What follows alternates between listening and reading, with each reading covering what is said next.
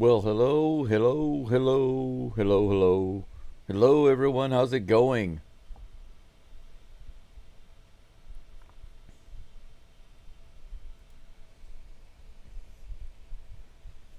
I think I hit play on the wrong item, but it's all good. I can play it in the background as we're going along. There we go. How about that? All right, there we go. Let's quickly go over this lineup for today. How are you all doing? Good morning, good afternoon, good evening. Welcome in. Hey, Crispy, Gregory. Hello, special hello to my members, Gregory and DeLion. You guys are awesome. Fish-eyed Fool, good to see you. Glad to see you guys here. Yes, it's nice to see Spencer Arrighetti back. Looking forward to seeing how he performs today. I put a little poll on the live chat. I'll keep that up there for a little while. Maybe we'll keep it through the first or second inning. Not going to keep it very long. Just want to see what you guys think early in the game. And then I'll take it down and we'll see the results after that. Good day, Ron. Thank you. Oh, I'd make a good manager? I hope so. I've often thought about doing some coaching for some kids. But you know what? There's so many things I'm interested in. I'm serious. There's so many things. I have to pick the thing that is most interesting to me at the very top of the list, and that is telling stories and making films. But of course, it just so happens that that requires the most money and manpower of almost anything that you can do. So I have to work my way up to that. So I have to continue writing my novel for now, and then we'll see how it goes from there. But it would be nice to kind of participate in some of the local baseball teams, you know, the high school or middle school baseball teams. It'd be kind of fun to work with them, especially in the high schools in Japan. In Japan, there are a lot of baseball high schools, very serious high schools, where people go, they send their kids to prepare for professional leagues. Let's see here. Let me take a quick look at the Astros lineup. I did post it earlier. I get the lights flashing. The game is getting ready to start here in just a few moments. The Astros lineup today: Carlos Correa is leading it off. Pena is taking a break apparently. He's on third base, followed by Sanchez. Jesus Sanchez in left field, batting second. Jose Altuve, second base, batting third. Christian Walker batting cleanup at first base. Caratini's catching today, the Batman. He's back in the lineup today, batting fifth. Yainer Diaz is also in the lineup, batting sixth as the DH. The stats show that he bats tremendously better when he is actually catching, so let's see how he does today versus yesterday. Taylor Trammell's in center field and batting seventh, followed by Cam Smith in right field batting eighth, and wrapping it all up is Mauricio Dubon batting ninth. And that is the Astros lineup for today. That's all she wrote for the Astros lineup. Doobie is at shortstop today, by the way. Correa bomb for, well, he's been threatening to do it a lot. I mean, I know that he did have a bomb the other day, but he's been driving it a lot to the track, to the warning track. So that's not a bad selection, I think. I think that's a pretty good choice for your home run selection. Speaking of Correa, he is close to the plate right now as we get ready to start this game.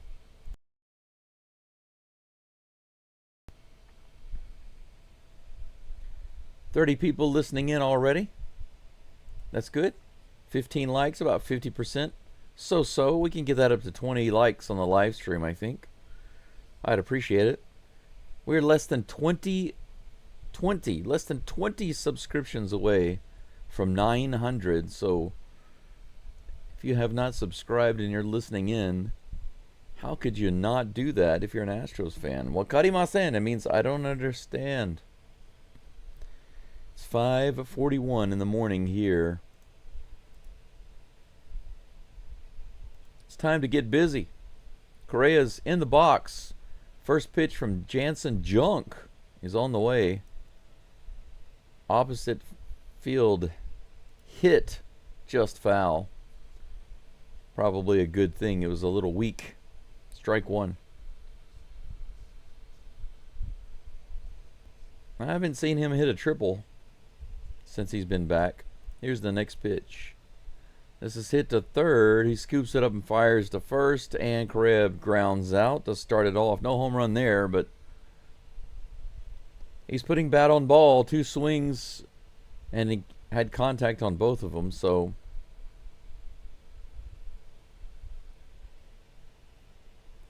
Jesus Sanchez again with the smiles at the plate. Here's the pitch from Junk. Right in there, 92 in the bottom of the zone. Strike one.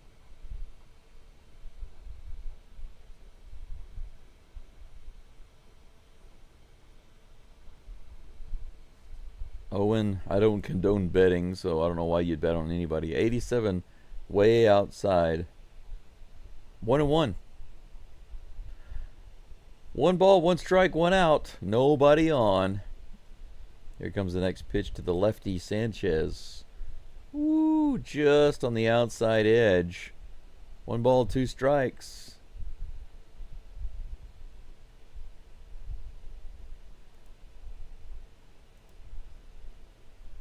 Here comes the 1-2 pitch. This is hit hard into center field, all the way out to the wall, and it's going to be off the wall. That'll be a double for Sanchez. Look at that. Throw comes all the way back into the infield. That's his 3rd double with the Astros. 4th hit in this Marlins series. Took that curveball all the way to the wall in left center field. How about that? Jose Altuve comes to the plate with 1 out, runner on second.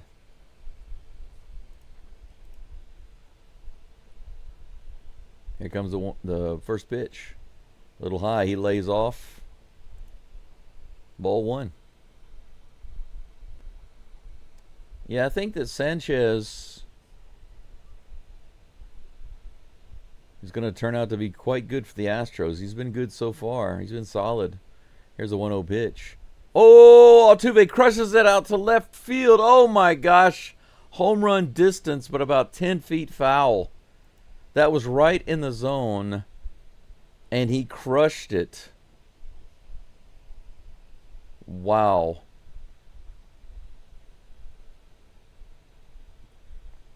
Altuve now 3rd on the all-time hit list. He's now chasing Jeff Bagwell, who's 2nd. He's got a ways to go before he can catch Biggio at first. 93 right in the middle of the zone. 1 ball, 2 strikes. Man, he crushed that ball. Just like Diaz yesterday, he got around on it and crushed it, but just a little too early. Come on, man, get number 20. There comes the 1-2 pitch. Ah, he goes after a ball outside in the dirt. That'll be out number 2 and the first strikeout for Junk. Altuve goes down after destroying the ball. Christian Walker comes to the plate. He'll have an opportunity to drive Sanchez in.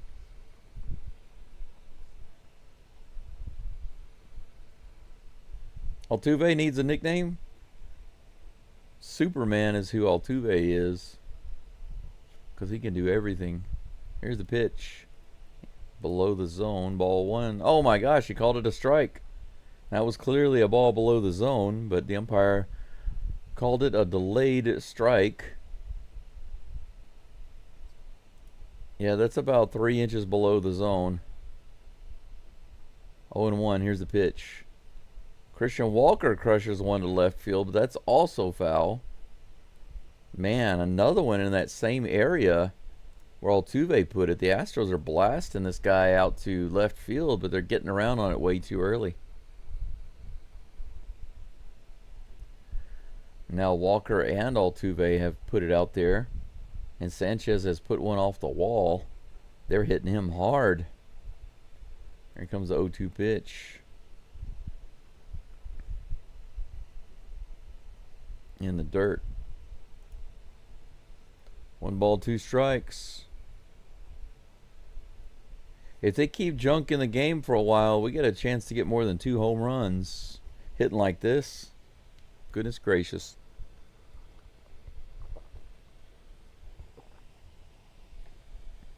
Here comes a 1-2 pitch to Walker. He rips this one out to left field. It's going to go all the way over the wall. It's gone. There's the homer. I told you guys. It's a line drive homer. 2-0 in the first inning, just like yesterday. Yesterday it was Altuve plugging it out. Today it's Walker.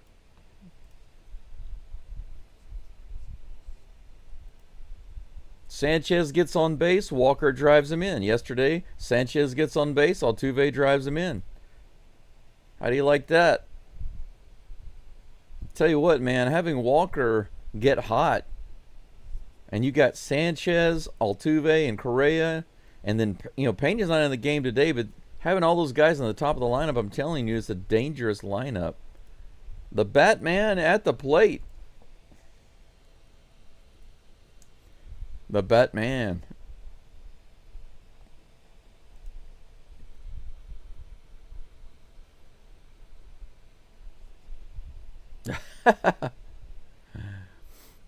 You watch the channel because of the chat or because of my nonsense, my tomfoolery? This is hit out to left field. It might be down for a hit. No, it's just foul. Caratini with the almost opposite field double there. 95-mile-per-hour fastball right in the zone. That's the one that Walker line drove out to left field.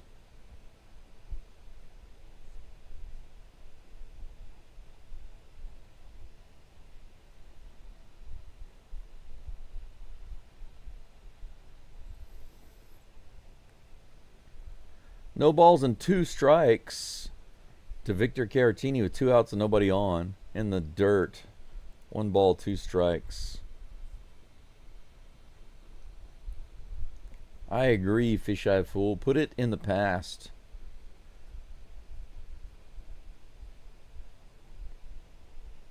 Here comes the 1-2 pitch. Below the zone. Good take. 2-2. Objects in mirror are further than they appear. Look at the girl in the back with the... Wow, her hair is bright. She's got her hair dyed some kind of bright pink. That's... strike 3 right in there. He takes strike 3. Caratini goes down, but that's all good.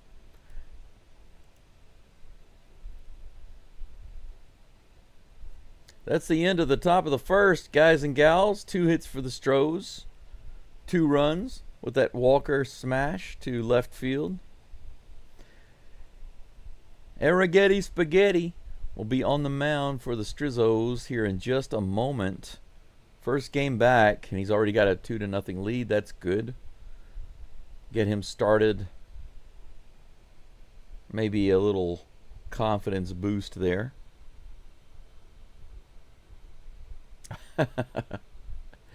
Yeah, Gregory, let's put him in a jam. Let's put him in an old-timey jam. Hey, Shake, welcome back. Good to see you. Twas a nice, sexy line drive home run. Let's see here. I wanted to take a look again at Junk's information. The pitcher for the Marlins. Wow. Do you guys know what his ERA is over the past week? 10.8. Look at this. Look at this right here. You see that? Over the last 7 days, he pitched 5 innings, had 4 strikeouts, 10.8 runs in 5 innings. He got himself blowed up. Blowed up. He done got himself blowed up. Crazy. I like the way this bodes for the Astros. Let's see how this goes, Astros. Yeah, he's had a really amazing week, hasn't he, Crispy? Christian Walker, that is. Xavier Edwards is going to be the leadoff batter for the Marlins. First pitch is high and outside for ball 1.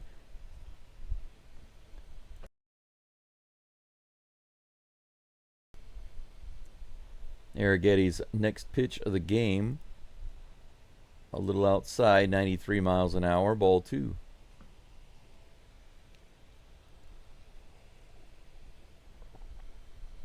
I love you too, man. Here comes the 2-0 pitch. A little high. 3 straight fastballs. All 3 of them floated out of the zone. 2 to the right and 1 up and to the right. 3 balls and no strikes to the leadoff batter. Here's the pitch. Right in there, 94 miles an hour. 3 balls and 1 strike. Xavier Edwards had no intention of swinging there. He was looking for a walkie-walk. And now the batter takes a timeout, so Spencer will take a moment, step off the rubber. Arrigetti looks exactly as he did before he went on the IL, doesn't he? Here's the next pitch, the 3-1. Grounded to the right side and right through the hole for a hit. Leadoff hitter gets on base.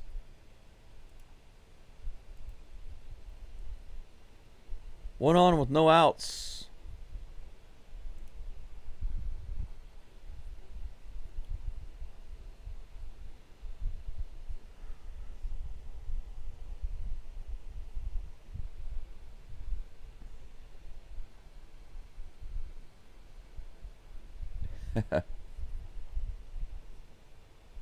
Here's the pitch. Swing and a miss right in there. 88 mile per hour cutter. Kyle Stowers at the plate. His OPS is pretty crazy. 937. He calls timeout, steps out of the box.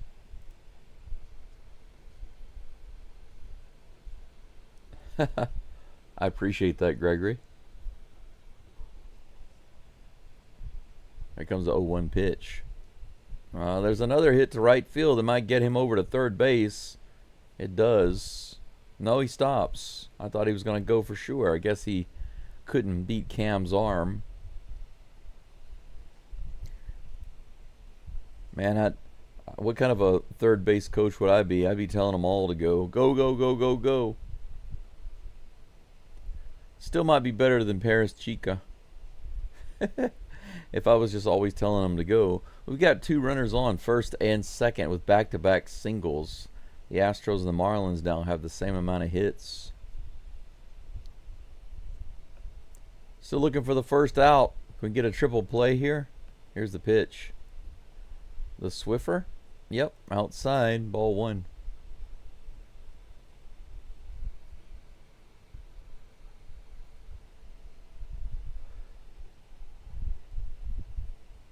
Here comes the 1-0 pitch. That's hit hard to left field all the way out to Sanchez. who grabs it, puts it away, fires it into third. Not deep enough for the runners to tag, so they will go back. But that was a ripped line drive. A little scary looking off the bat, but right at Sanchez. One away. Double play ball.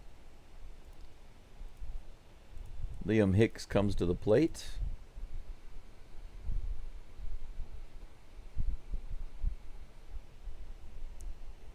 Yeah, he needs to get a little serious here.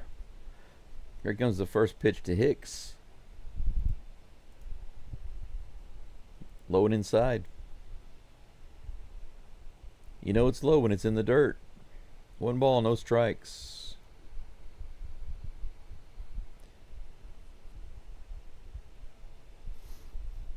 I haven't actually bought any baseball cards in such a long time. Here comes 1-0 pitch. Ooh, that was the top of the zone, but it called a ball. 2-0.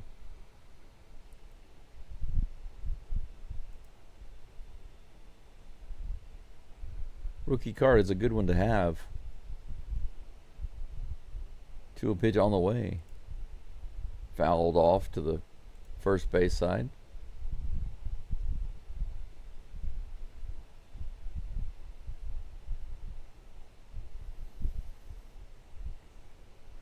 Two balls and 1 strike.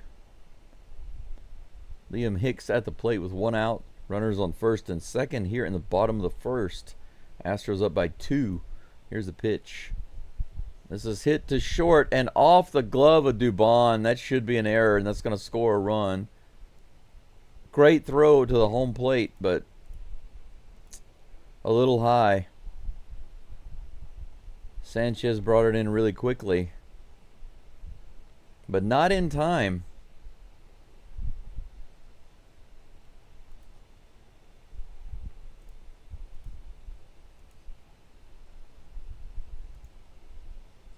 Right off the top of his glove there. Runners remain on first and second. 2-1 right now. Arrighetti looking a little shaky at the moment. 3 hits he's given up and just 1 out. Here's the pitch. 77 in the top of the zone for strike 1. Nice looking curveball. All of the Marlins have put the bat on the ball. 1 fly ball, line drive, and then 3 hits. Here comes the 0-1 pitch.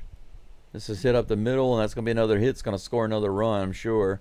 Here comes the throw. Stowers scores. Runners move to first and second. So it's just a hitting party right now off of Spencer Arrighetti. 4 hits, 2 runs. The game is tied just like that. As soon as we get a lead, we give it right back. Arrighetti might not get out of the first inning, guys. It's possible. I think that Josh Miller should come out and talk to him right now. I mean, he's given up 4 hits, and the only out he has is a line drive, a hard hit line drive to left field. Why isn't Miller already coming out? Why isn't he already coming out to talk to him? I don't understand that. 88 miles an hour, top of the zone, a cutter, strike 1.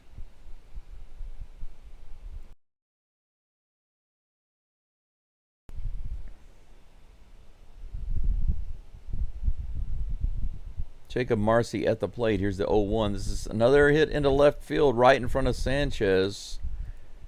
Gonna move up. Bases are loaded.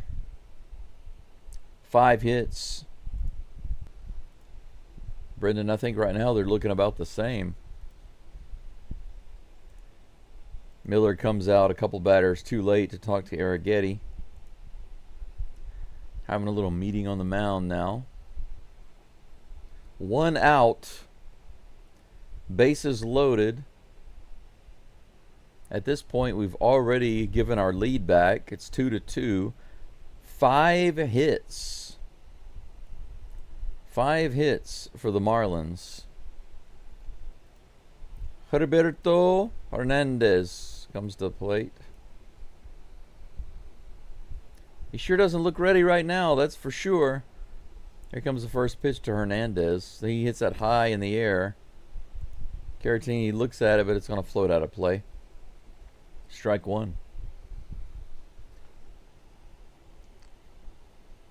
You know, if he can actually manage to get out of this inning, maybe he can pull it together, but 5 hits already? I'm not liking that. 5 hits. Here's the pitch. Way outside on the Swiffer.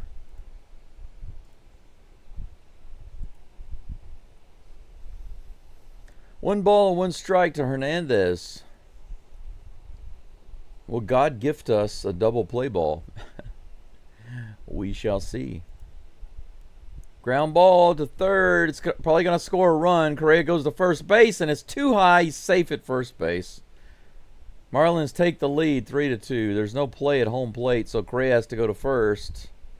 That little tapper is enough to get him an infield hit, though. Bases remain loaded, and it's 3-2 Marlins. Hit number 6.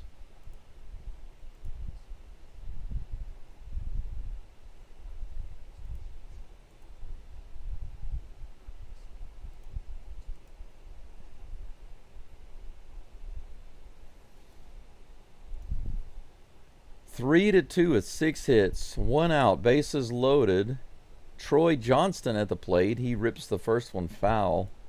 Everybody swinging at these pitches.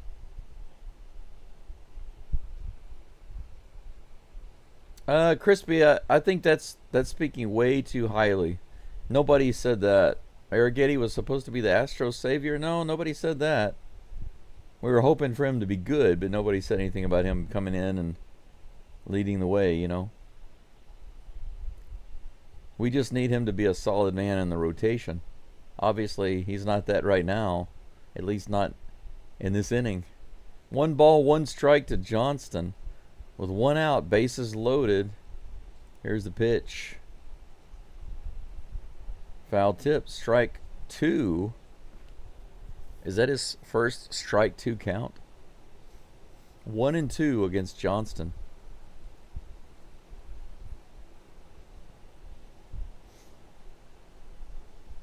Here comes the 1-2 pitch to Johnston. Look at that. Strikeout. Swing and a foul tip miss caught by Caratini. Finally out number 2.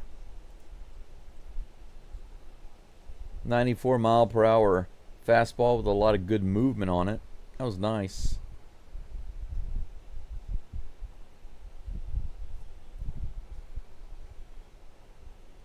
But you are right. If you had those expectations, then yeah, your expectations were too high. 94. But actually, expectations themselves are not good. We can have a belief, and that's okay. But expectations, that's different. Because when circumstances don't meet your expectations, you can be disappointed. Here's the 0-1 pitch. Swing and a miss, 93 mile an hour fastball. Graham Pauley at the plate with the 0-2. Suddenly Arrighetti getting strikes. Suddenly he's locked down. Maybe they rattled his cage, and this is all they get for the whole game is these 3 runs. Fouled off.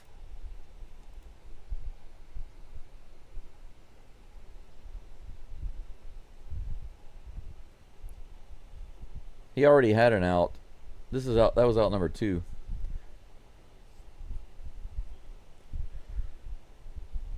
No balls and 2 strikes to Graham Pauley. Here comes the pitch. Swing and a miss on the inside. Another strikeout. Curveball on the inside. Arrighetti finally gets through it after giving up 6 freaking hits. Very, very important. The second thing was Arrighetti actually limiting the damage in the first inning to just 3 runs. I know 3 runs is like, whoa, that's a lot in 1 inning. Yeah, it is. But considering how this is his very first game back from the IL,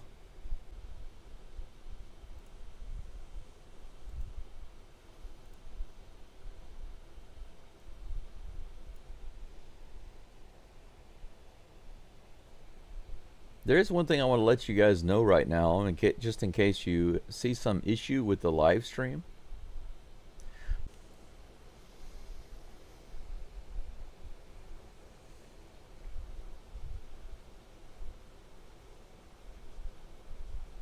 Just 6 a.m. What's 6 a.m. right now? Wow. Heavy rain flood warning? Let's look at the radar.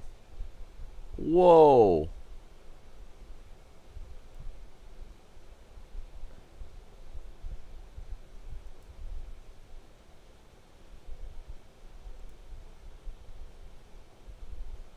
Okay, it should be clearing up. It looks like as it's going by right now.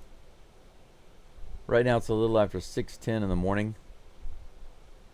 I apologize for the connection issue here. Right now it's just a little past 6, and there's some severe thunderstorms going through here, and it's interfering with my connection. It looks like it's clearing up as it goes by northwest to southeast. That's what it looks like right now. I'm trying to reconnect to the game. Give me a moment.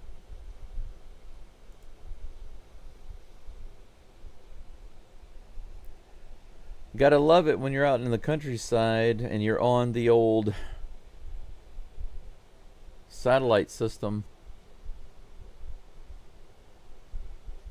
and massive thunderstorms come in. I mean, it is raining really, really hard out there right now.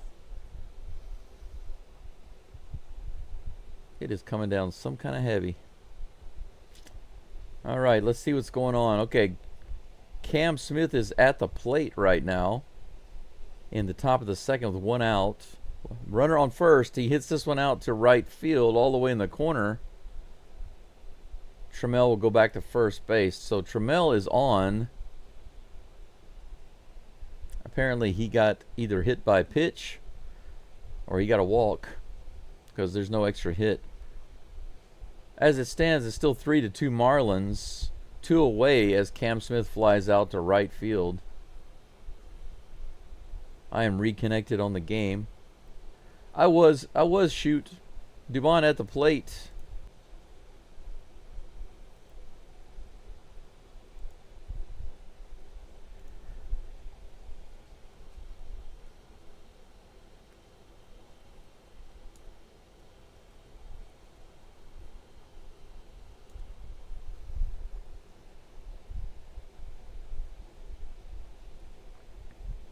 The 0-2 pitch to Doobie is tapped back to the pitcher. He throws it to first. They're barely able to get him, so that's going to be it.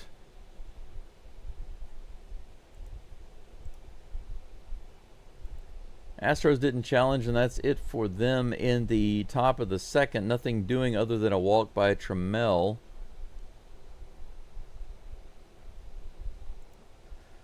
All right, we're on commercial break now. At least I can tell you that. The top of the second is over. The Astros are down by 1 run.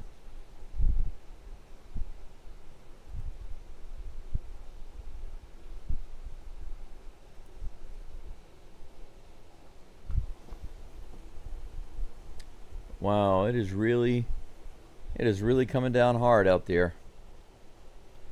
I thought these thunderstorms weren't going to be here until tomorrow.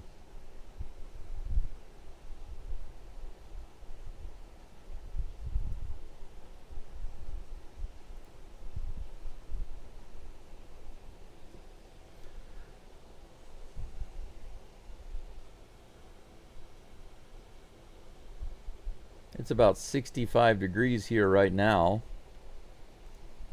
with heavy rain.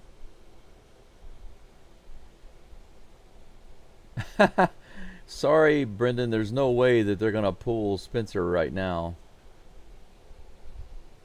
There's no way that they're going to pull him out already.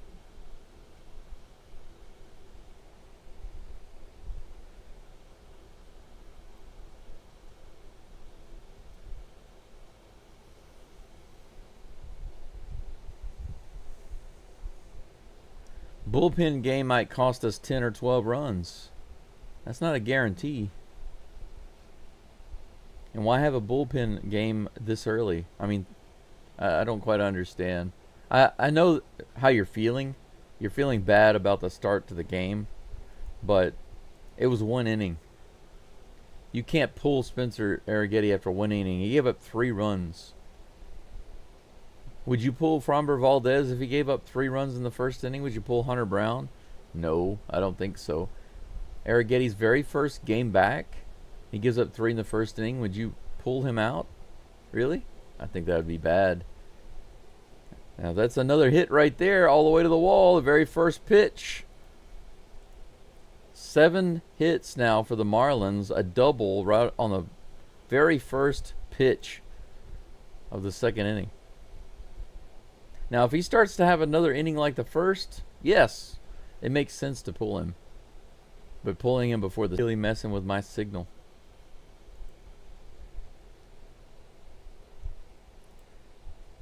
Yeah, not a solid connection. Not a solid connection at all. Tapper to the left side. That's going to be an infield hit. No play. Runners at first and third. That's the second cue shot on the left side of the field already. And that's hit number 8. Look at this. Just barely tapped the ball, man. See, this kind of stuff is what bothers me, is they get this lucky stuff. It's bad enough that they're hitting Arrighetti, but that the pitch is really good and they can barely get the bat on it, and they get lucky with an infield hit. There was no skill involved there. Runners on the corners with no outs. Augustin Ramirez at the plate. Here comes the pitch. Ooh, inside, up and in, but the protective swing goes around too far. That's strike 1. Brendan, I'm still 100% correct. I said you can't pull the pitcher out after that first inning. Still correct. 91 right in the top of the zone. Strike 1. I'm not going to agree with you on that. If you were the manager of that team and you didn't allow Arrighetti to come out and pitch in the second inning, everybody would be wondering what kind of a manager you are. Why would you do that? Is he hurt? That's what they would think. That's hit to right field, but will be caught by Cam Smith. He brings it in, but the tag from third. 4-2. Just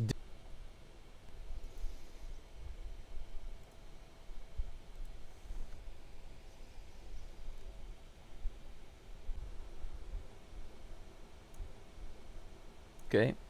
I've got my backup connection going. I don't know how much better it's going to be because it's not as fast, but it might be more dependable right now until this heavy thunderstorm passes over. It is really still coming down strong outside. All right. 2 outs. Runner on second. Missed something. Probably a ground ball, fielder's choice over to first base. 4-2. Like I said, and I'll repeat it again, really heavy thunderstorms out here messing with my internet connection, so I switched over to my backup connection. Next batter is Otto Lopez. Takes that first pitch for ball 1. Holy cow. The water's coming off my roof like a waterfall. No kidding. Here comes a 1-0 pitch. Low and outside, ball 1. I'm sorry, ball 2. 2-0.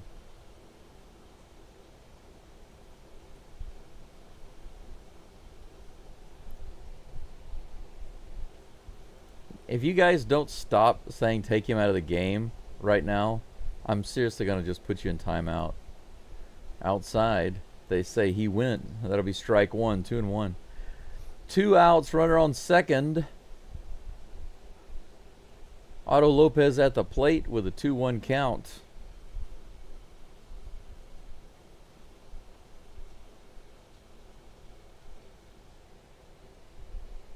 Stop bringing down the chat.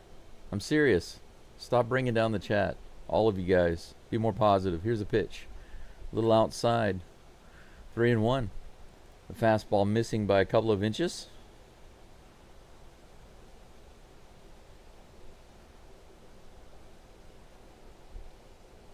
If we're all positive comments when the Astros are doing well and all negative comments when they're not doing well, what does that say about us as people, right? That's way too high. Did he go? They say he did. That's strike 2, 3-2.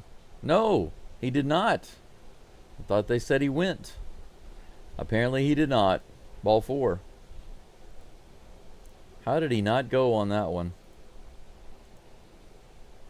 First base umpire let us down right there. Runners on first and second with 2 outs.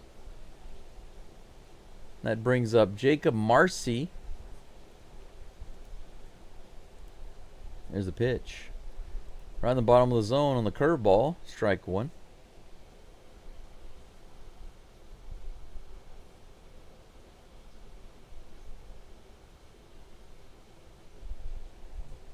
We're only down by 2 runs. Here's the pitch. Grounds this foul.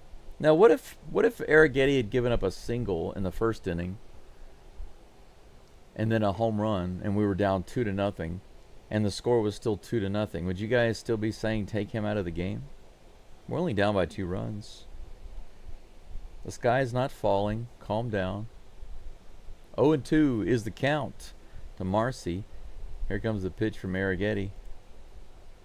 The Swiffer, low and inside, doesn't get him to bite. 1 ball and 2 strikes.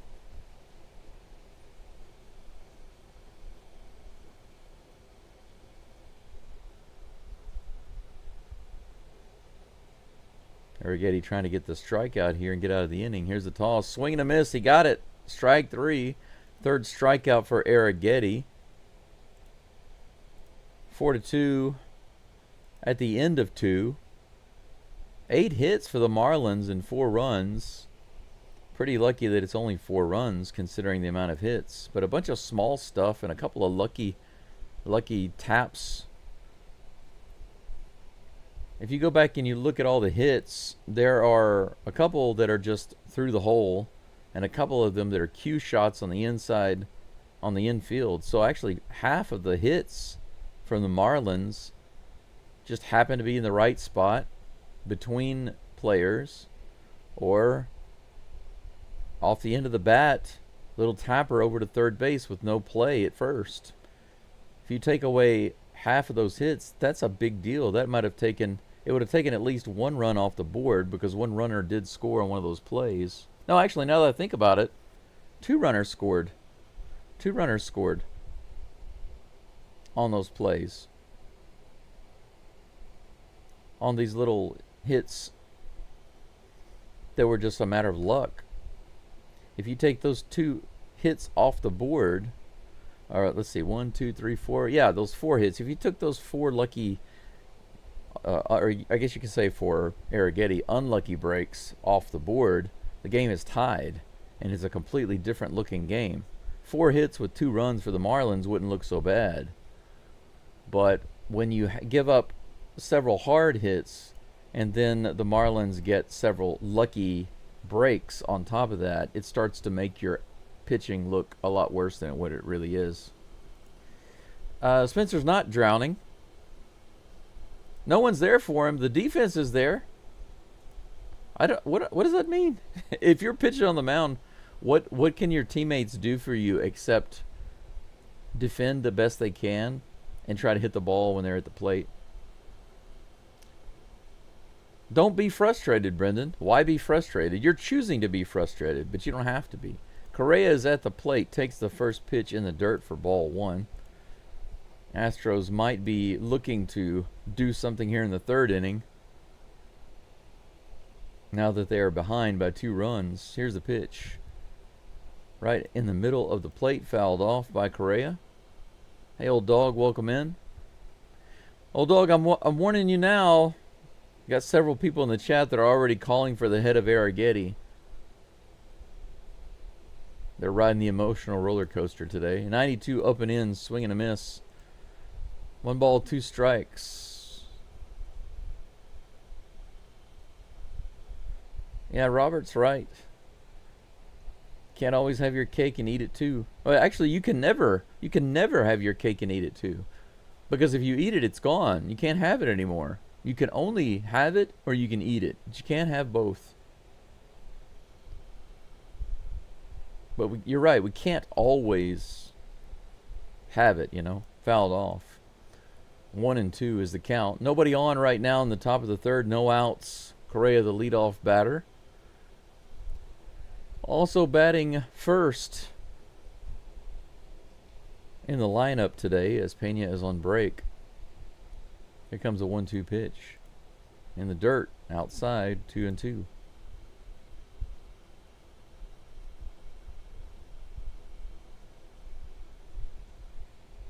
Well, imagine this, guys. Seriously, imagine this. Take everything that you said about Arrighetti, and you imagine that you're one of his teammates and you're sitting in the dugout. Line drive base hit to right field for Correa, right over the head of the second baseman. We got a leadoff runner on first base. But it's a very interesting thing to think about. If you want to know if your comments are constructive or negative, think about this. Imagine yourself in an Astros uniform. You are a minor league guy who's been called up, and you're sitting on the bench and you're watching Arrighetti on the mound, and take all the comments you said about Arrighetti, pulling him out of the game. Would you see those things coming out of your mouth as you're leaned over and talking to Altuve? Would you say those things? I don't think so. Why? Because you know they're wrong. Sanchez at the plate takes the first pitch for ball 1. Here's the pitch. Ooh, he took a big hack at that one. Fouled it off at the plate. 1-1. Sanchez with a big double off the wall his last at bat. Nice double.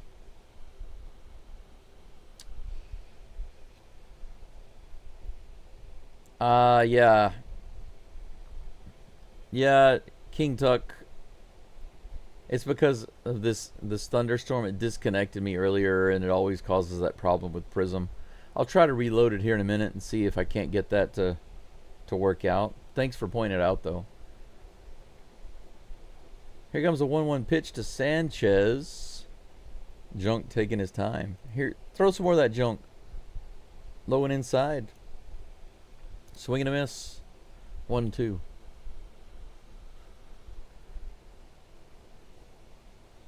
Yeah, the thunderstorms here are so ridiculous, it's blocking my satellite signal, so I have to go with my cellular data. Luckily, I have unlimited. It's just not as fast, but it's more dependable. In the dirt. 2 balls and 2 strikes to Mr. Sanchez.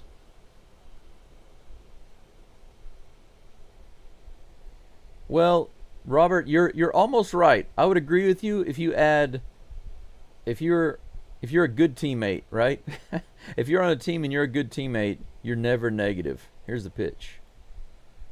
Hit to second base. It might be a double play, and it is.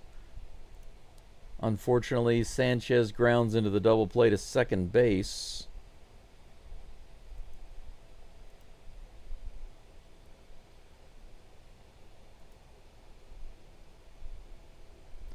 That will bring up Jose Altuve.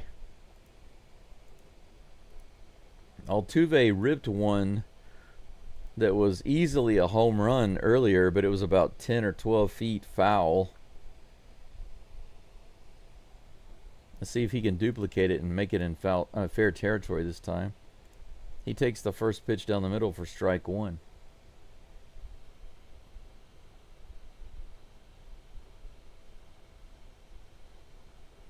There's no such thing as a bad day. Here's a pitch. Outside. No such thing as a bad life. No such thing as a bad day. No such thing as a bad situation. You guys might find that hard to believe, but when you think about it, it's true. Altuve grounds that to third base, and they fire it over to first for out number 3. So a hit by Correa, double play ball by Sanchez, and then the ground out by Altuve, and that's going to be it for the Astros in the top of the 3rd. 8 hits for the Marlins and 3 for the Stros. It's 4-2 going into the bottom of the 3rd. Do you want to know how to become the king of life, King Tuck? If you want to be the king of life, it's all about perspective. It's literally all about perspective. Whenever you look at a situation, you look around and you think it's reality, if you take it for what it appears to be, right? Then you're allowing situations and appearances to control your emotions. You see? But to be a king from the inside out, you choose what to believe from the inside out. So you can ignore appearances. You can ignore what appears to be true on the outside. You can choose differently on the inside. Therefore, you control your emotions. Boom. That doesn't come from me. Don't think that I'm just spouting stuff that I came up with. I absolutely will not, cannot take credit for that. So you guys don't think that I'm spouting off stuff that I came up with. It has nothing to do with that. It has everything to do with all of the crap that I've been through in my life and realizing finally it wasn't crap at all. Nothing is crap in your life. You know, divorces, hospitalizations, diseases, broken relationships, friends walking away, family abandoning you. I've been through all of those things. Some of those things I still have to deal with right now, but can I say that any of those things are bad? I used to blame all of those things, but not anymore. Now I realize that all of those things serve the exact same purpose. They're all for my good. Here's the pitch. Swing and a miss. Heriberto. I want to say Hurry. Heriberto. Hurry, Heriberto. Hernandez at the plate. 0-1. Here comes the next pitch from Spaghetti. Low and outside. 1 ball, 1 strike.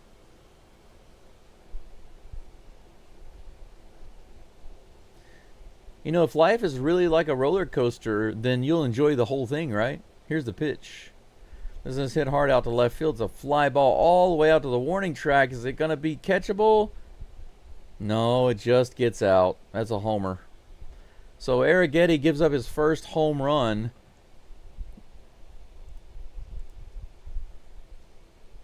Very, very close to being caught right at the wall, but just enough to get over. It floats right over the wall. What was that pitch? 91 mile per hour fastball in the top of the zone. Look how close this was. Sanchez almost got it, just a couple of feet away from it. Fan got it. 5-2. Challenge accepted, says Arrighetti. Here comes the pitch. Swing and a miss on the inside and low. Well, the Astros win the series, guys. Troy Johnston at the plate. 0-1 is the count. Here's the toss. Just below the zone. The changeup missing by about an inch or two. 1-1.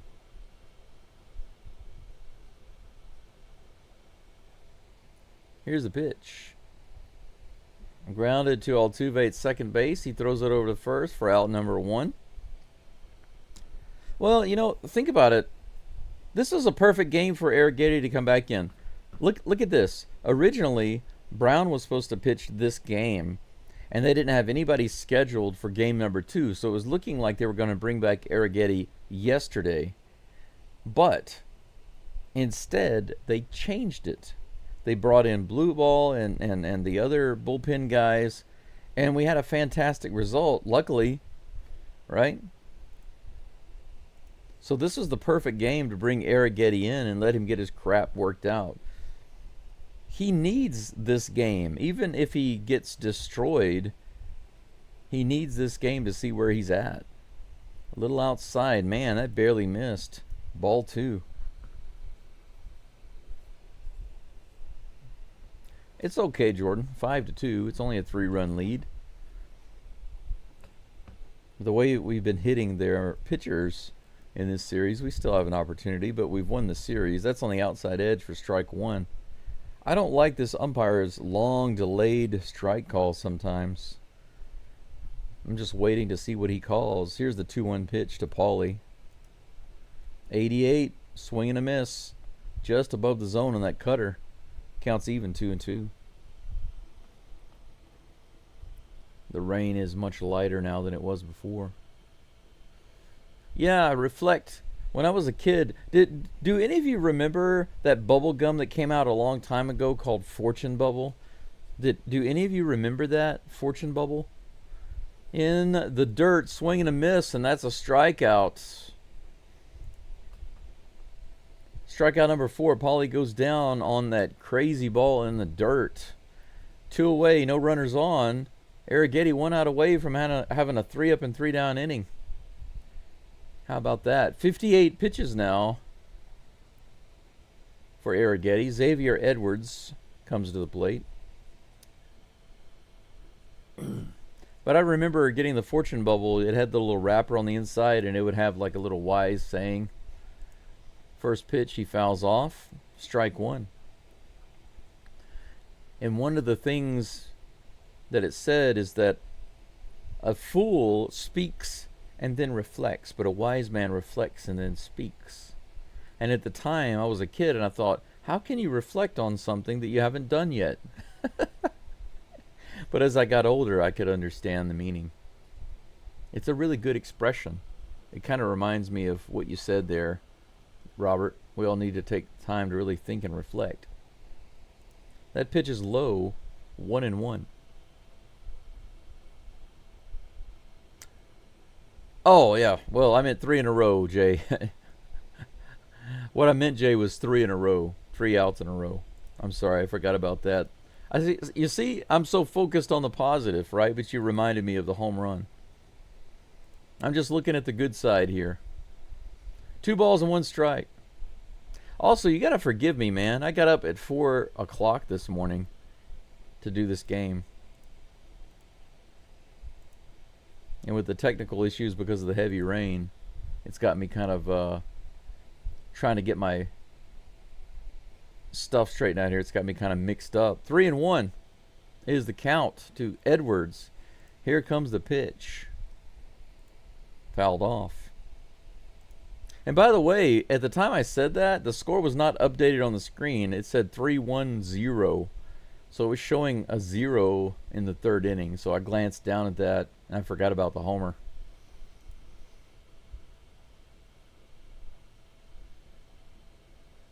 Here comes the pitch.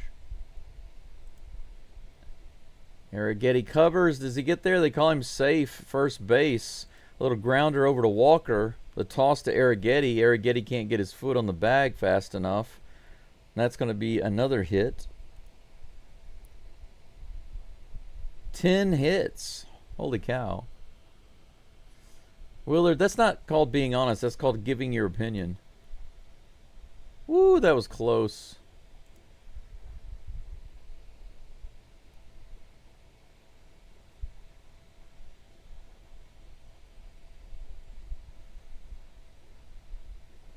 Runner on first with 2 outs. Stowers at the plate. Arrighetti goes over to first base. Almost throws him out. That was close. Yeah, chicory coffee would be nice. I've only had 1 cup today. I need more than that, that's for sure. I got to go heat up some more water. I'll do that after this out. Swing and a miss. 83 miles an hour. 0-1 is the count to Stowers. Not everybody. Actually, how many guys are going to get up at 4 in the morning and do a live play-by-play for the Astros? Just one in the world, just one. You're welcome. High and outside, ball 1. The count is even.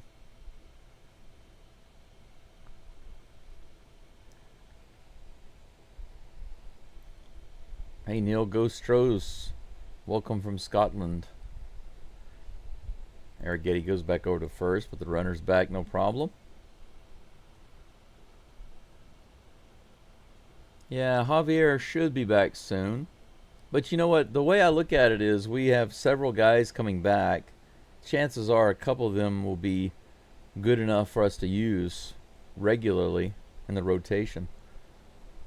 This is fouled up in the air. Is it going to be playable? Correa's over, but it bounces right inside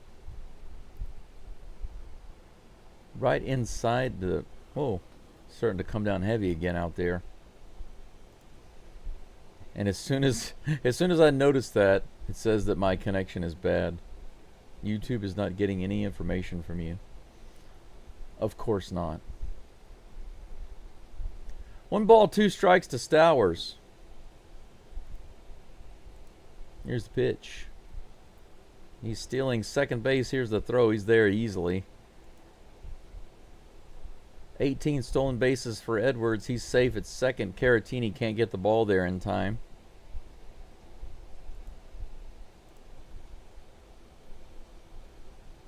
Yeah. Nothing Caratini could do there. Even with a perfect throw. Edwards got a good jump. 2 balls and 2 strikes. Here's the pitch. Little check swing. Did he go around? They say he did not. Full count on Stowers.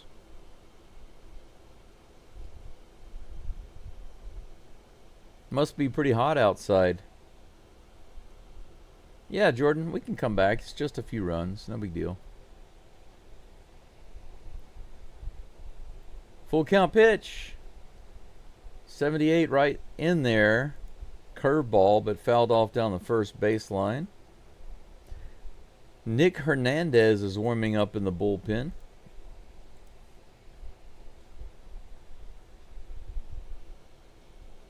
$7-11. We've got 2 convenience stores down the road. 7-Eleven's one of them. Here's the pitch. Swing and a miss. Another strikeout. It's pretty funny because first inning, second inning, third inning, Arrighetti has ended every single inning with a strikeout. But everything that happened before that was a little difficult. Muzakashi in Japanese. Difficult. Taihen desu ne. That's hard, isn't it? Okay. 10 hits for the Marlins and 5 runs. 3 hits for the Astros and 2 runs. We're only down by 3. And it looks like Arrighetti could be finished. We'll see. I'm going to go grab some more hot water. I really need some more coffee. I'll be right back, guys and gals. Thank you for being here. Let's stay positive. Go Stros.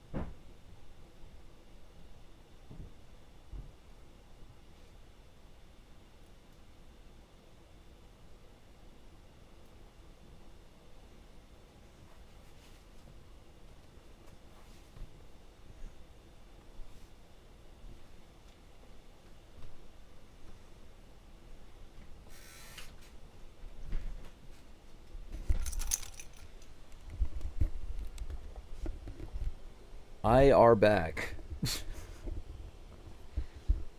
2 balls and 2 strikes to Christian Walker with no outs. The leadoff batter, Mr. Walker. I had to do a couple of extra things, so it took me a moment. Here's the pitch, 2-2. Walker hits that one way up in the air on the infield. I don't see him do that very often. Paulie takes it at third base, just about 10 feet away from the plate for out number 1. Spring Branch. Welcome in from Spring Branch, Robert. Yeah, Crispy, definitely. No need to take the day off. This is the guy I'd like to have a big day today since he's back in the lineup, and that is the Batman, Victor Caratini. Here's the pitch. Below the zone for ball 1.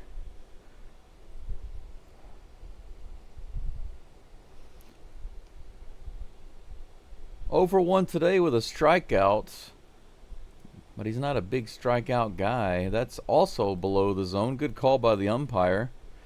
2-0.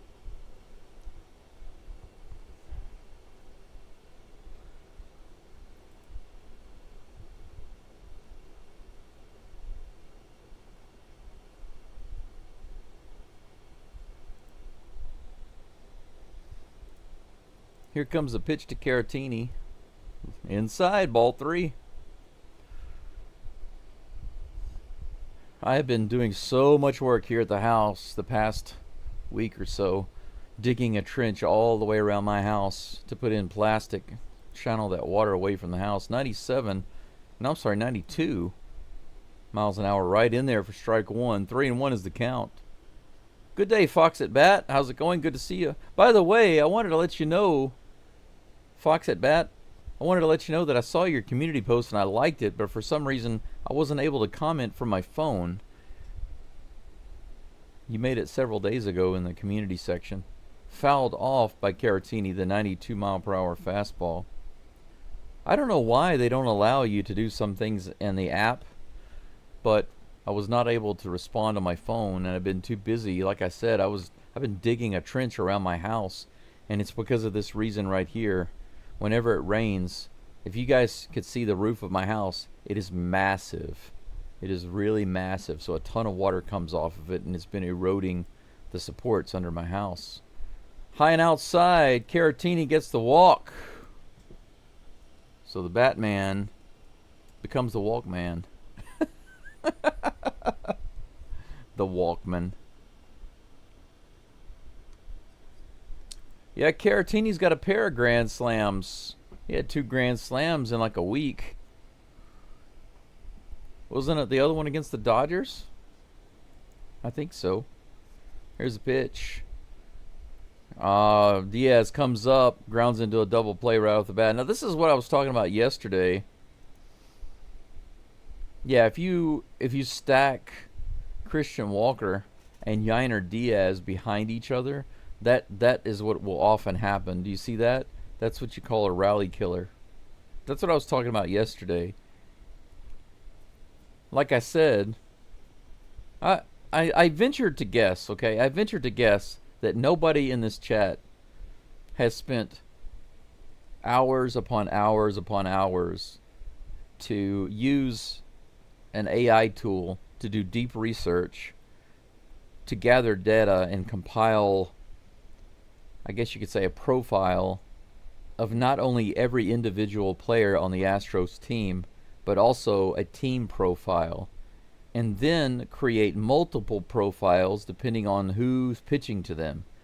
So if it's a right-handed pitcher, a left-handed pitcher, a low-ranking pitcher, a middle-ranking pitcher, or a high-ranking pitcher, and whether it's at home or on the road, and then determine what is the optimal lineup according to the situation. Well, I have done this, and the reason I'm telling you this is because what just happened is an example of why the research suggests that putting some of these batters behind each other is a potential way to end any type of rally. And the 2 guys in the lineup that are most prone to ending a rally happened to be Christian Walker and Yainer Diaz. Now, you might think, well, that doesn't make any sense. You know, Diaz is really hot right now, or Walker's really hot right now. It's not about who's hot right now. It's about the overall data for the season. Now, you can also add in all of their historical data, but I don't think that the data matters from the past. You know, if the players played for 3 years or 5 years or 10 years, I don't think that really matters. I think the only thing that matters is what they're doing this year. So I plugged that information in, and it basically says that Yainer Diaz and Christian Walker should be spaced out a little bit so as to help deter from those rally killers, and that's exactly what we just saw with the double play there. Somebody gets on base and Yainer grounds into a double play. Or we got 2 outs with bases loaded and Christian Walker strikes out. Just giving you an example, you know. Arrighetti is back on the mound. That first pitch is low. Unfortunately, the next game, the next series, which is against the Yankees, starts off on Apple TV. Here's the pitch. Swing and a miss. That evens the count 1-1 against Augustin Ramirez.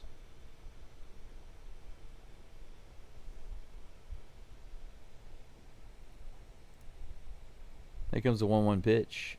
Right on the outside edge. Strike 2. Good pitch. Beautiful. That was perfect.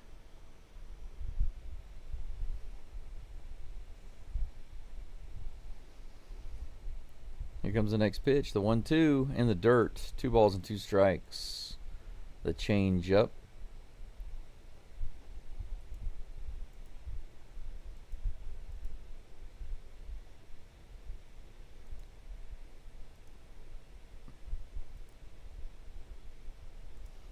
This is hit down the third baseline. That's going to be another infield hit. A tapper to Correa. That's the third one like that. A tapper to Correa. Correa can't get the ball over to first in time. That's the third infield hit to Correa. Once again, now think about that. These are actually really good pitches. Arrighetti has given up 3 hits that are the exact same. A tapper on the infield, a very light, weak tapper on a full swing that goes to Correa, and he can't get it to first in time. Next batter's at the plate. Runner on first. That's way up and outside for ball 1.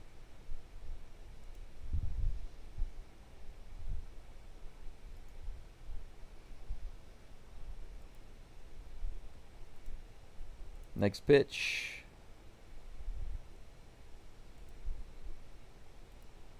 Strike 1. 1-1. Now Hector Neris is warming up in the bullpen. That's interesting. Nick Hernandez is no longer warming up. Here's the toss. That's a strike in the upper outer part of the zone. 1 ball and 2 strikes.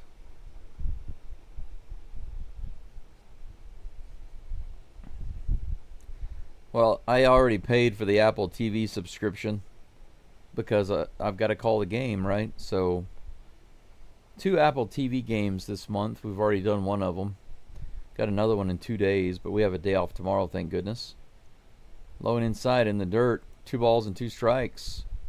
Liam Hicks at the plate with a runner on first. Ramirez on first base.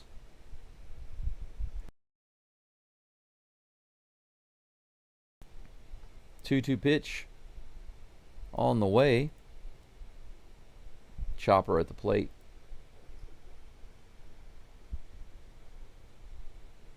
Yeah, Robert, I definitely remember the Walkman.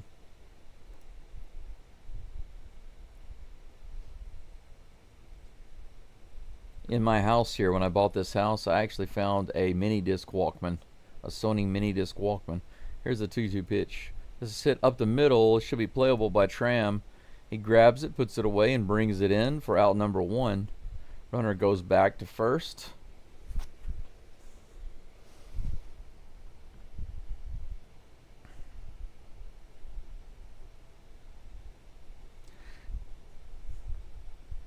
Otto Lopez comes to the plate.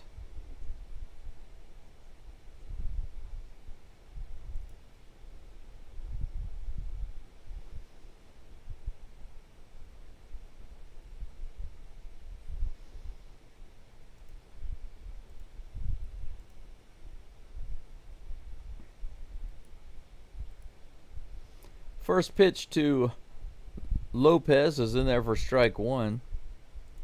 I'm just going to take the live chat off the screen since it's frozen.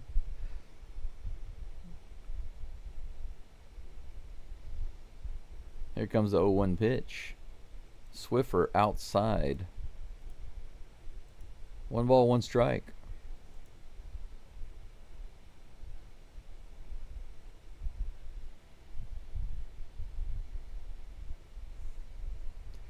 '84 pitches. Here's the 85th. Augustine Ramirez still second base. He was off and running early. Caratini couldn't even make an attempt to throw. Arrighetti was not paying attention at all. He could have picked him off so easily right there. He just didn't see it. Here comes the pitch. Ground ball to third. Correa holds the runner and goes to first. That'll be out number 2.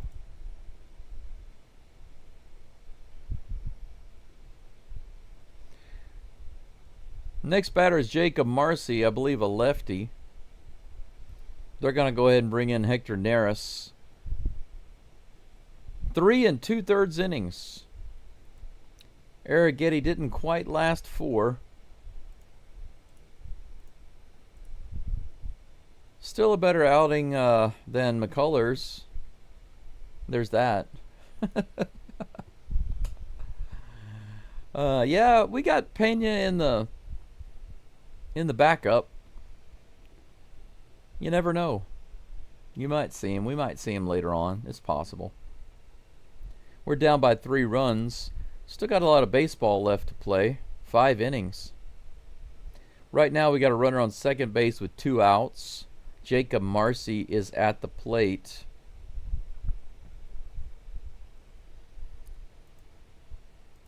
Hector Neris is going to be in the game.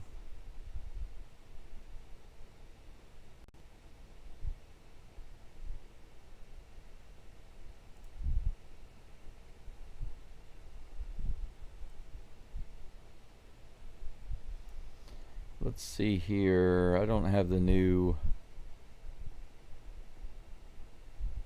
character of oh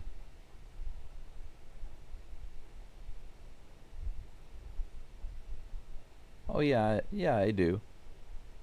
Okay.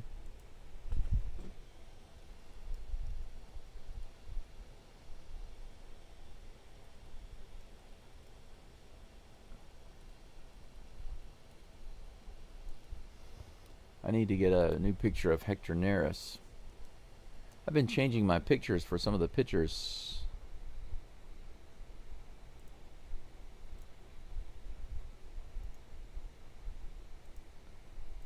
There we go. I'm going to try to update this while he's on the mound. Neris just finished warming up. Looks like he's ready to go. Grabbing the old rosin bag.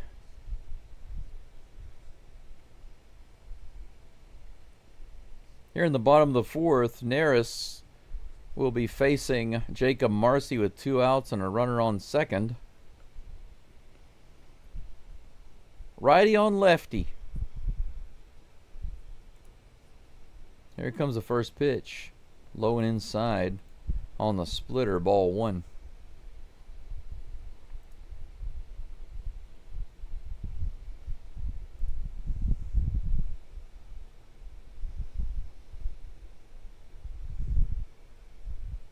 Here comes the pitch.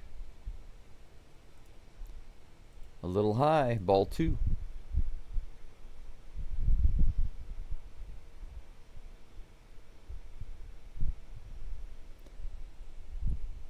Yeah, you never know.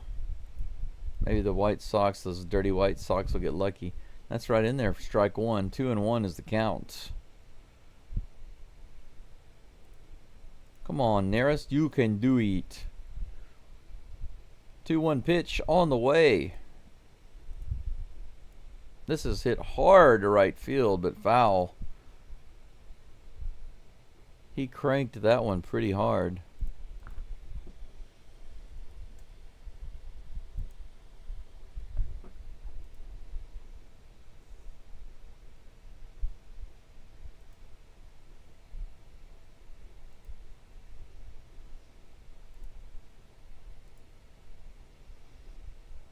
Marcy takes a bit of a timeout, but he's back in the box now. It's 2-2. Here comes a pitch from Neris. Let's get that final strike. Fouled off on the inside, 84 miles an hour. Count remains 2-2.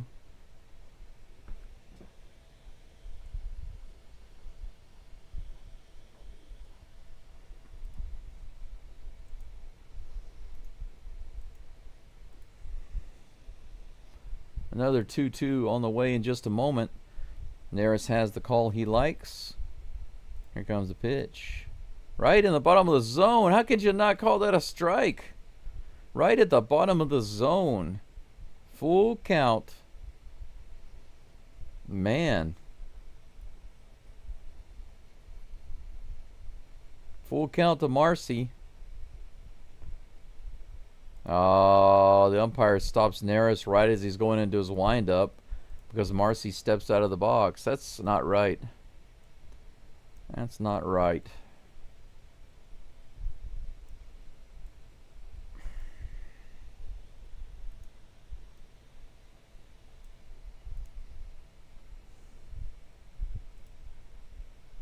Here comes the pitch. Low and inside, ball 4.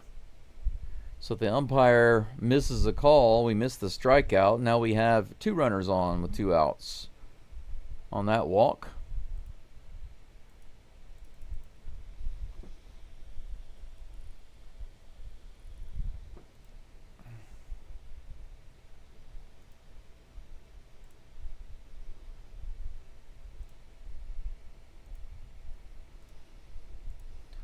Hernandez is back up at the plate facing Neris.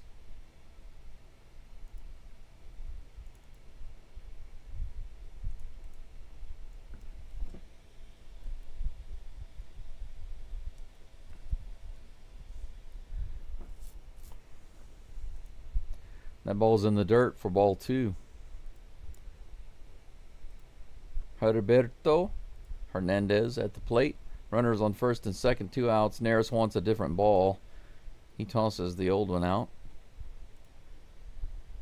2-0 is the count.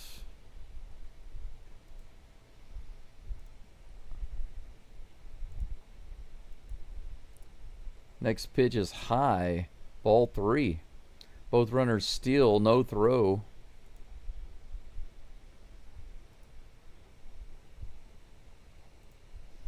Finally got the picture changed. Took that long just to get the picture changed. Here comes the 3-0 pitch from Neris. Right in there. 93 miles an hour. Strike 1. I don't like how these major leaguers, like 98% maybe of these guys, always take a pitch on 3-0. You know that they're going to be throwing it right down the middle. Swing and a miss. 93 miles an hour. Count is full.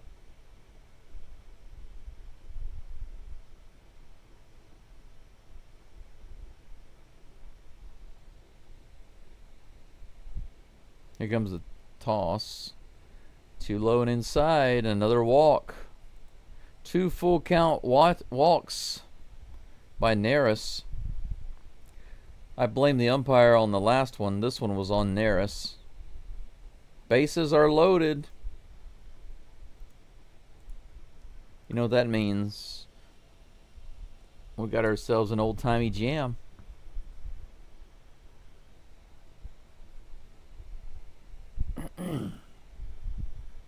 Here's the pitch. Right on the outside edge. Could have been a strike. Call a ball. Man. This umpire is something else. Not calling those edge strikes. Here comes the 1-0. That's in there. Swing and a miss. Strike 1. The count is even.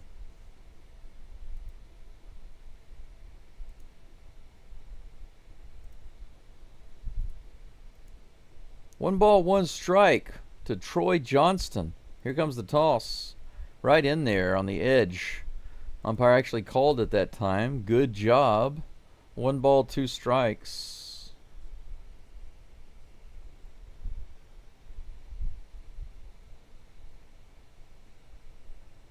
Here comes the 1-2. Fouls it off. That was a good pitch. He barely got the bat on it. That was a nice splitter from Neris. I don't know how he got the bat on that one. Count remains 1-2.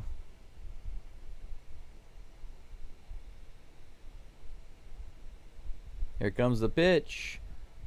Foul ball bounces off of Caratini. Count remains 1-2.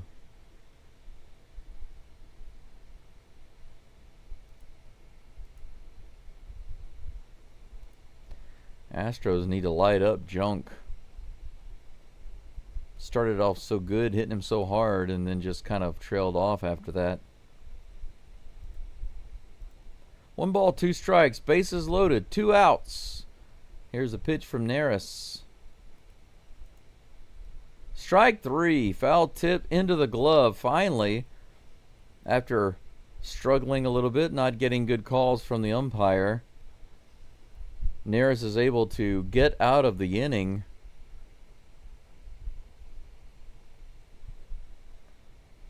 Finally, the Astros have an inning with a good result. It turns out being a good result. 3 hits for the Astros, 11 for the Marlins. So all of the production that the Astros had in the first 2 games, the Marlins have basically taken that production and rolled it all into the first 3 innings of this game. It's 5-2 Marlins. We go into the top of the 5th. My hot water's ready. I'm going to go grab it. I'll be right back. Go Stros.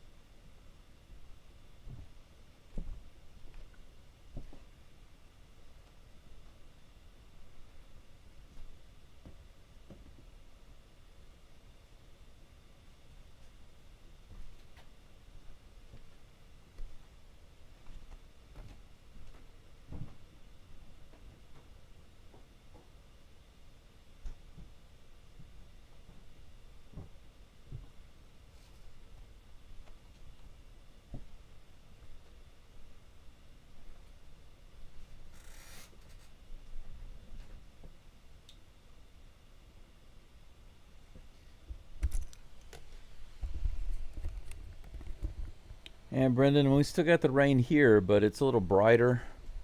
The thunder has stopped. Might be able to switch back over to my satellite connection, but right now, since it's going okay, I'll wait. The Tram is at the plate. First pitch is low for ball 1. Junk is back in the game. He is up to how many pitches? 61. Now that I've got my hot water, I can make myself a fresh cup of coffee. That'll be nice. Here comes a 1-0 pitch to Tram. He hits that one hard right at the middle, but the shortstop is covering it. Out number 1.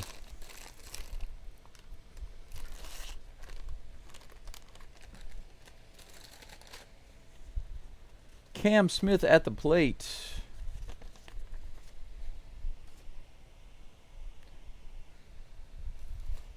For 1 today with a fly out. Here comes the first pitch. Right in there, 79 miles an hour. You should light that up, bro. 79 mile per hour sweeper that had almost no movement on it, right in the zone. You got to swing at that all day long. Here's the 0-1 pitch. Crank it up.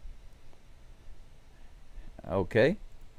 Strike on the outside corner, so the umpire calls it on us. Cam with the check swing, but decides not to go for it. It's 0-2.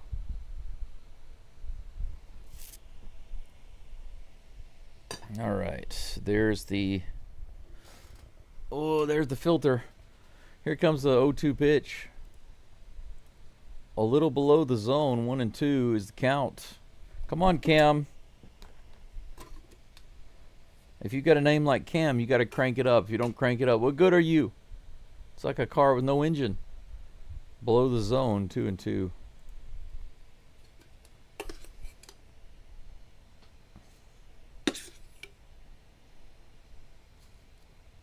There we go.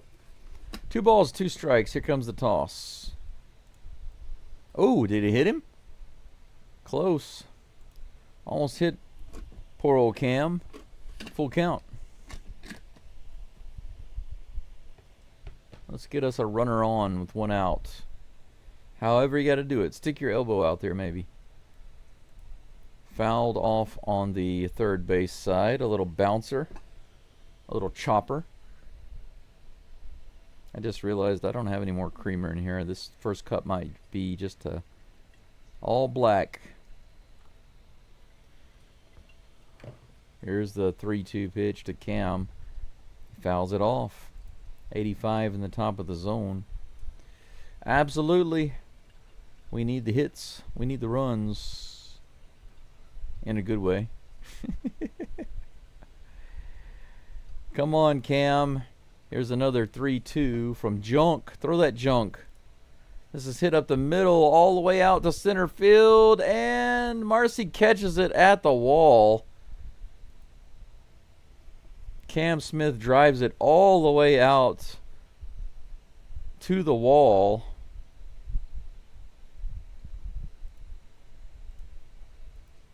Two away. He just kept floating back and floating back. Caught it right at the wall. I like how he looks at his glove to make sure that he caught it. He's like, did I get it? Oh, okay, I got it. Doobie at the plate with 2 outs, nobody on. He takes that pitch low and outside, ball 1. We could have used a Cam home run, that's for sure, Gregory. Definitely could have used one. Here's the next pitch to Doobie. Doobie hits it hard to left field. It looks like it might get down, and it does. All the way out to the wall in left field. Double for Doobie. Another Doobie double.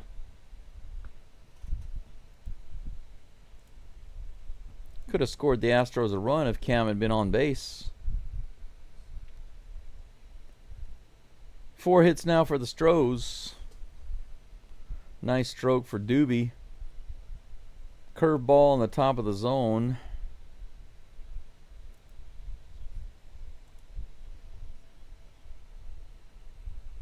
Carlos Correa comes to the plate with Doobie on second. Here's the pitch.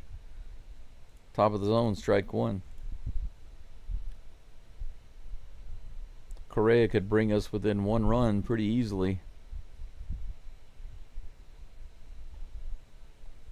Here comes the next pitch.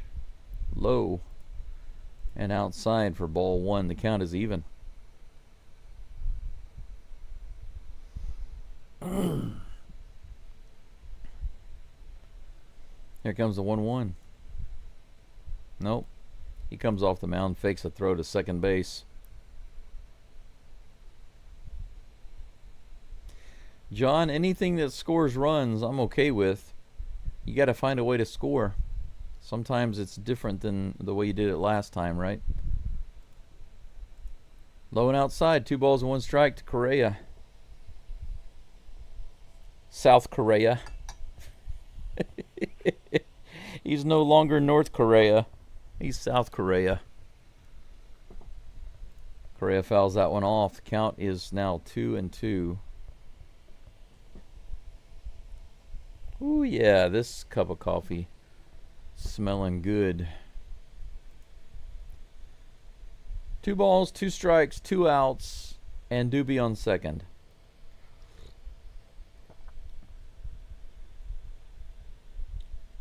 Correa took a timeout. Then the pitcher walked off the mound, or walked off the rubber. Man. Has the rain stopped? Yeah, it must be very light. This is hit out into right field. Is it going to be down? Yes, it's over his head. That's going to score a run. He dove for it. The right fielder dove for it, and it went over his glove. Correa in with a double. Back-to-back doubles for the Astros. It's 5-3.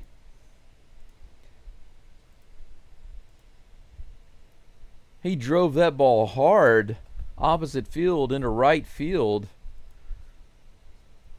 Outside sweeper, 83 miles an hour, just over the outstretched glove of the right fielder. Finally, the Astros get a break. It seems like there's so many hits like that this game, just driven really hard, driven out to the wall. Driven just past the foul pole. Just within reach of the glove. Finally, we get the break there. And the big hitter comes up to the mound. They might be pulling him out. Are they going to pull out Junk? Sanchez at the plate, a dangerous hitter with a runner on second. They might just be having a little chit-chat. Yeah, they're just going to have a little talk. Okay, I'm telling you right now, they're making a mistake by leaving him in. That's what I'm saying. Right here, Sanchez is going to make them regret leaving them in the game, leaving Junk in the game. Man, that's some good coffee. As soon as I get the good coffee, the Astros start hitting. Maybe that's the key. The key is good coffee. The key to the W, baby. Just keep some nice, hot, fresh, good coffee. Correa is indeed a beast. I'm glad to have him back. I think he's going to do nothing but good things for the rest of the year. All right. Jesus Sanchez at the plate. Facing Junk. Here's the pitch. He goes after the first pitch and hits it to the second baseman who goes to first base. Man. He tried to jump on that first pitch. He was ready to go and he was energetic and he jumped on that first pitch, but just playable by the second baseman. Close but no cigar, but it's okay. 5 hits now for the Stros and 3 runs. We're just down by 2. Still got 4 more innings of baseball to play. The top of the 5th is done. We go to the bottom of the 5th. Who's going to be pitching for the Astros, I wonder? Nick Hernandez? Bennett Sousa? I have a feeling that Hector Neris can't be doing it. He threw too many pitches to get that one out.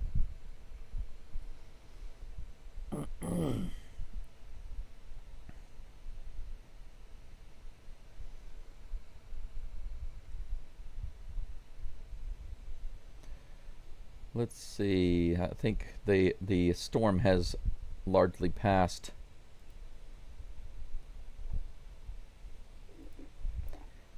I can show you guys and gals what I was looking at earlier.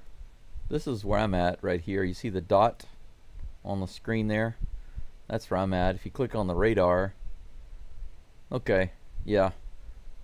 This storm system here, if you zoom out, look at it's covering like all of Japan. Holy crap, look at that big storm system. This is Japan. All of this down here is Japan. All of this. And this storm system was coming from the northwest and it's going kind of southeast. Really slow. And earlier when I was losing my connection.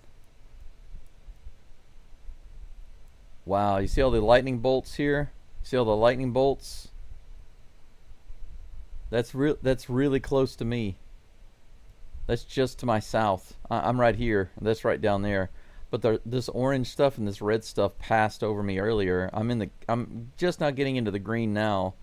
It's almost gone. So I'm good to go right now, I think. Maybe I can go back to my satellite connection in just a minute. It's looking much nicer outside. 1-0 is the count to Graham Pauley. Neris is actually still in the game. That pitch is a strike, 1-1. Here comes the next pitch to Pauley. Low and outside. Check swing, they say he didn't go. 2 balls and 1 strike.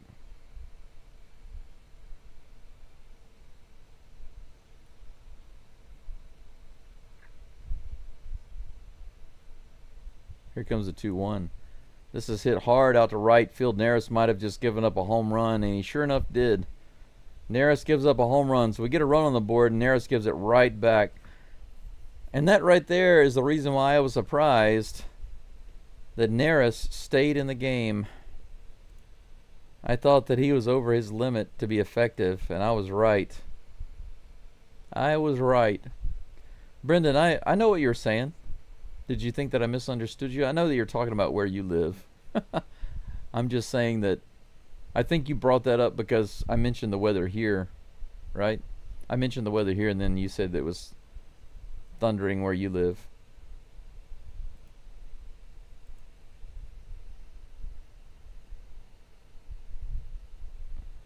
Next batter at the plate, Xavier Edwards, high and outside, ball 1. How many pitches does Neris have? Show it on the screen. Give me the info. 24 pitches. 24 pitches. A single, a double, and another single. 3 for 3 is Edwards today.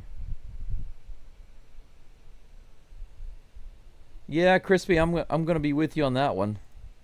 I blame Espada for leaving Neris in. I wouldn't have left him in there.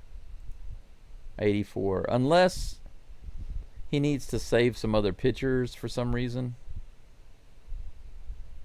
But then again, I don't quite understand why. We have a day off tomorrow, right? Do we really need to be concerned about saving pitchers? I don't know. 12 hits for the Marlins. 6-3 over the Astros.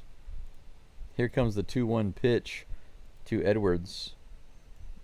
Right in there, but grounded straight to Dubon. Dubon fires it to first. No problem. Went away. Yeah, we barely scraped in that run. And then the leadoff hitter hits a home run.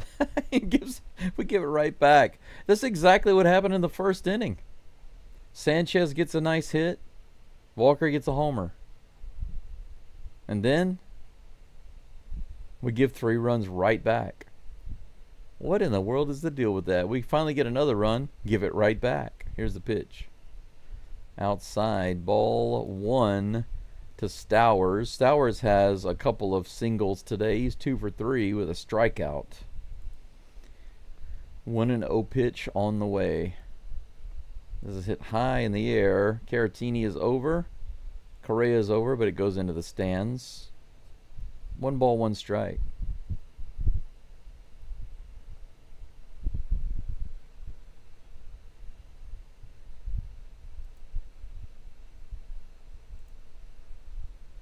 I thought I already ended that poll, but I guess it didn't work. How many times do I have to click end poll? It's not working. Here's the pitch. Foul tip at the plate. 1 ball and 2 strikes. Okay, I don't quite understand what's going on with the poll there. Try it again. Try to end it again. Finally.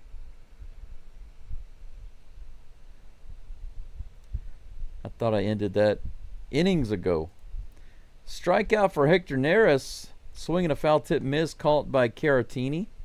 Second out, nobody on.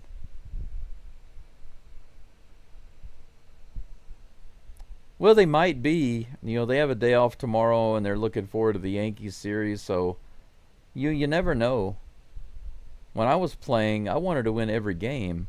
Even if the coach said, listen, we don't need this game, just, you know, take it easy, don't injure yourself. I'll be like, what are you talking about? I want to win. I mean, what player wants to mess up their numbers, too? You know what I'm saying? That's right in there for a strike. 0-2. I don't know what's going on with Ramirez, but it looks like he wasn't even planning to swing there. He's 1 strike away from being out. Here comes the next pitch from Neris. Long delay. That's high.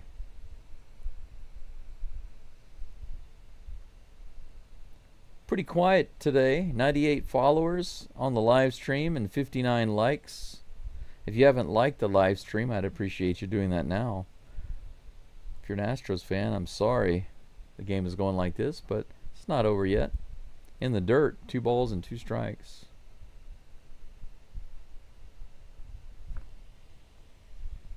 Time for some hot coffee. Here's the 2-2. Hit really high up in the air and out of play. Man, that one was skied up there. Towering foul ball by Ramirez. As soon as this game is over, I have to go outside and start digging some more trenches. Try to get that water away from the house. In the dirt and outside, full count. I will say that the black plastic and the trench that I put in front of the house, it's not catching all the water, but it's catching about 80% of it, and that's really nice. Up and in, almost hit Ramirez, and that's ball 4. Crowd boos just a little bit. They don't seem too interested in it.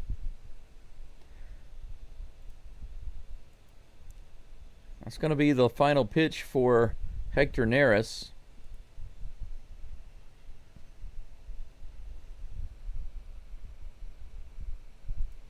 I'm going to see if I can change back over to my satellite connection. Give me a moment here.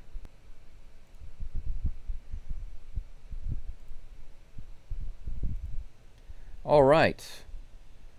The weather is much nicer now. I don't hear or see any rain other than the water dripping off the roof. So, should be good to go.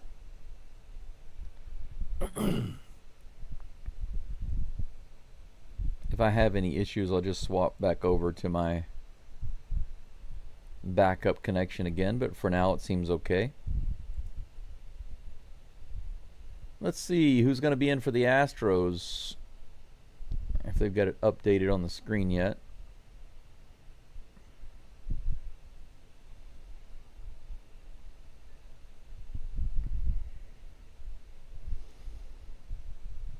Man, slow connection. What is going on with the ESPN website? Is it my connection? Oh, finally it loads. Bennett Sousa.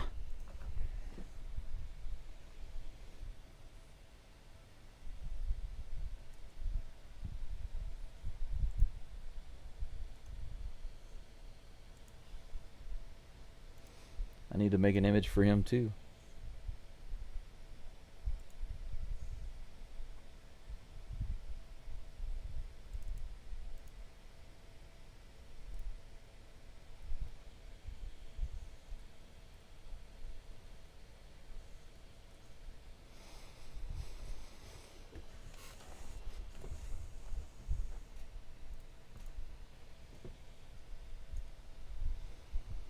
Good old Bennett Sousa on the mound for the Astros. 2.66 ERA through 44 innings. 51 strikeouts and 12 walks.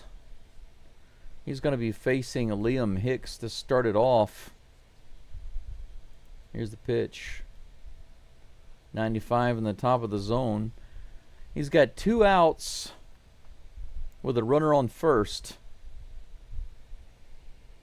0-1 count to Liam Hicks. Here's the pitch. 95 right in the middle of the zone. Strike 2.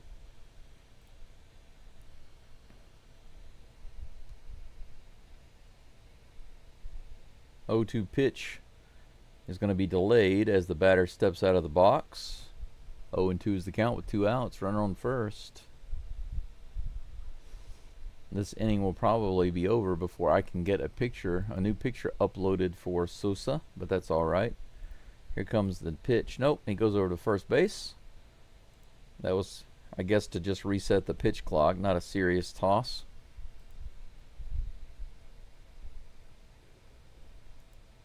Oh, and 2. Here comes the toss to Hicks. Little ground ball to Altuve. Scoops it up and fires to first quickly. Good play. Good solid play by Altuve. Sousa does his job on the 0-2 pitch. Gets the ground ball to second base. Altuve makes the quick play to first. And that's it for the Marlins this inning. Neris gives up a solo homer.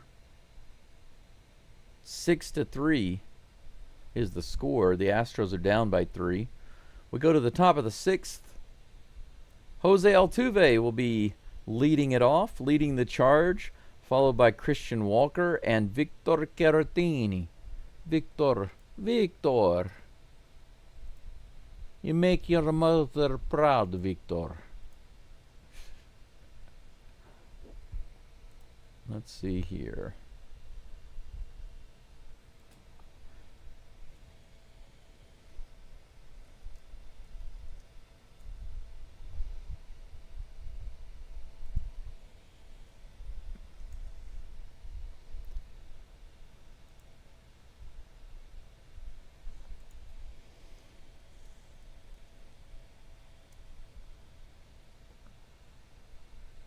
Well, it made the picture, but it gave him the wrong number.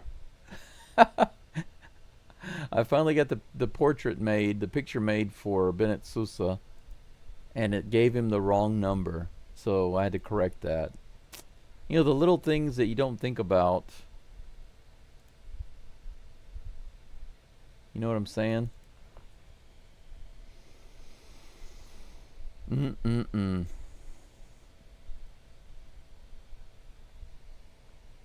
If you guys are wondering what I'm talking about the AI tool. I use that to make these picture portraits because I like to have the custom picture portraits made, you know what I'm saying? But if you don't give it the number of the player, sometimes it gets it wrong. It has a vague idea of what the number is, but it's not necessarily going to go look it up.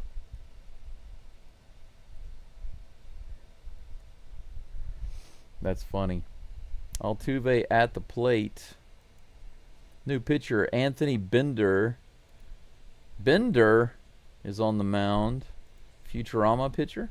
Here's the pitch. Nice pitch. 82 miles an hour right in there for strike one. Nice Swiffer. 0-1. Here comes the pitch. Altuve goes after it, grounds it to the shortstop. Should be an easy play, and it is for out number 1. 0 for 3 today so far for Altuve. 1 down.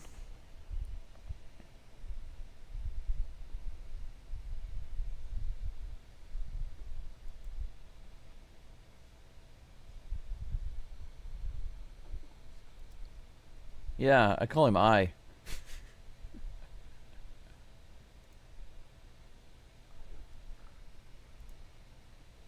Christian Walker is at the plate. The first pitch is inside for ball 1.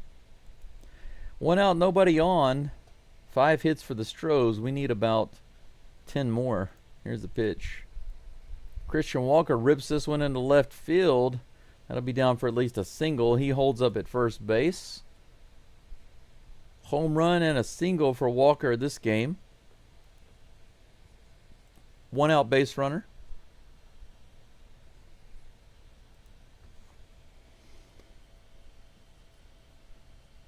You know, that sound I is used in Chinese and in Japanese to mean love. In Chinese you say 我爱你, 我爱你. It means I love you. And in Japanese you can say 愛してる.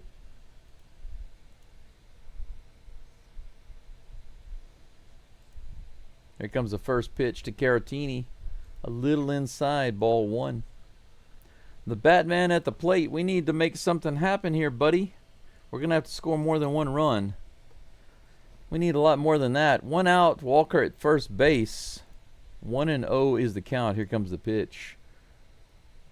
Umpire calls that one on the outside edge. Strike 1. Give that pitch to our pitchers, Mr. Umpire.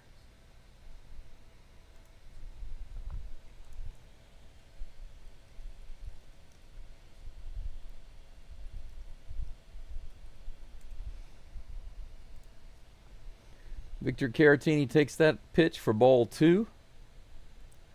2-1 is the count. Here comes the pitch. Low inside in the dirt. 3 balls, 1 strike.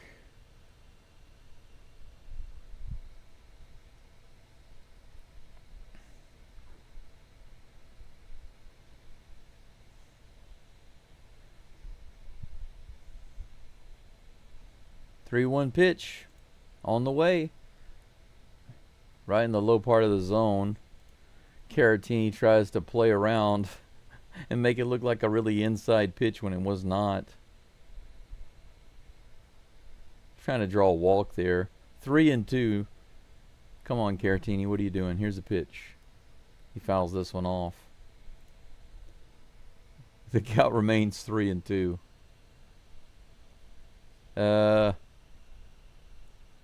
Brendan, you said I'm muted, but I'm not muted. So I'm not sure what you're talking about. Here comes a pitch to Caratini. Fouled off again. The count remains 3-2.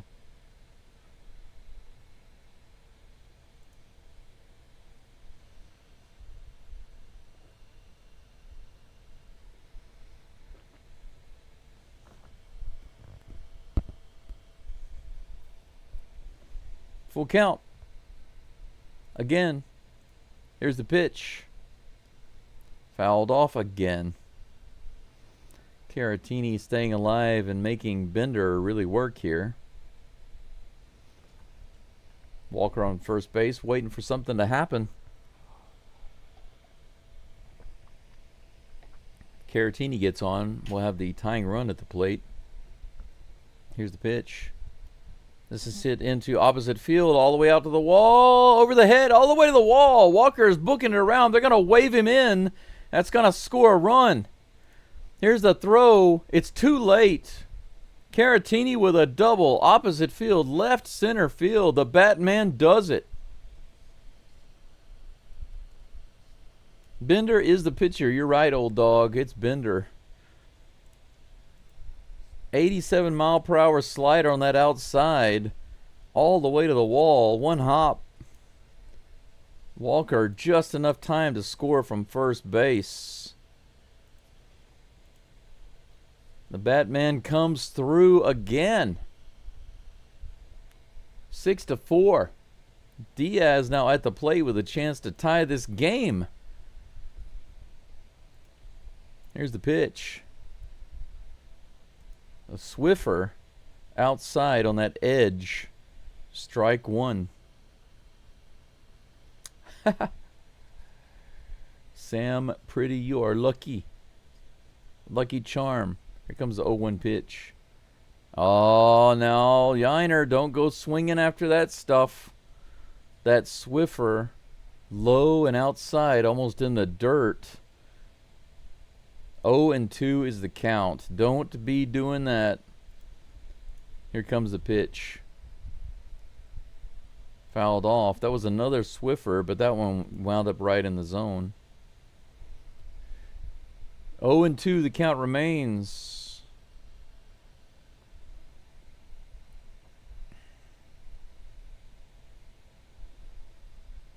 Runner on second with one away. Here's the pitch. Little outside. 97 miles an hour. He threw a fastball to Yiner. Just missed it by a couple of inches. 1 ball and 2 strikes. Tried to surprise him there with an outside fastball. Here's the pitch. Another one on the outside edge, a slider, fouled off. Count remains 1-2.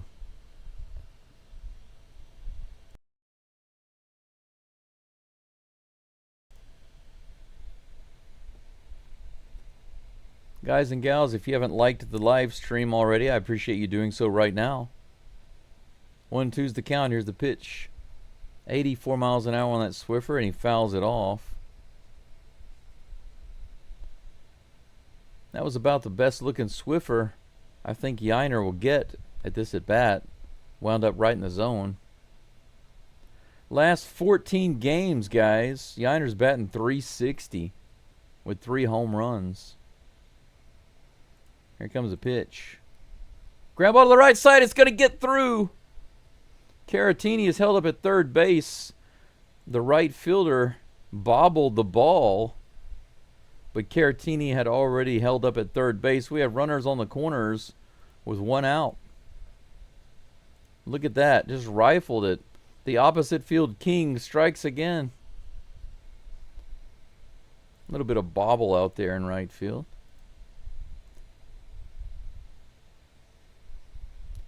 The Tram comes to the plate. He walked his last at bat. Bender is up to 20 pitches. One ground out, one walk today for the Tram. Lefty against righty. A little outside. Good take. Ball one. This is a good matchup, I think, for Trammell. Bender does have the Swiffer, but I think that between that, the slider, and the fastball, I think Tram can hit it. Here comes the 1-0 pitch. He does rip that one. That was a Swiffer right in the zone. He got around way too early, but just ripped it down the line on the first base side. 1-1 is the count. Yeah, Sam, unfortunately, Caratini had already been held up by the time that bobble happened, so there was no chance. You know he's not a speedster anyway. 1-1. Here comes the toss. Right in there. Why did you hold up? The sinker, 96 miles an hour, right in there. Strike two. 1 ball and 2 strikes. Tram calls timeout. He takes an extra moment.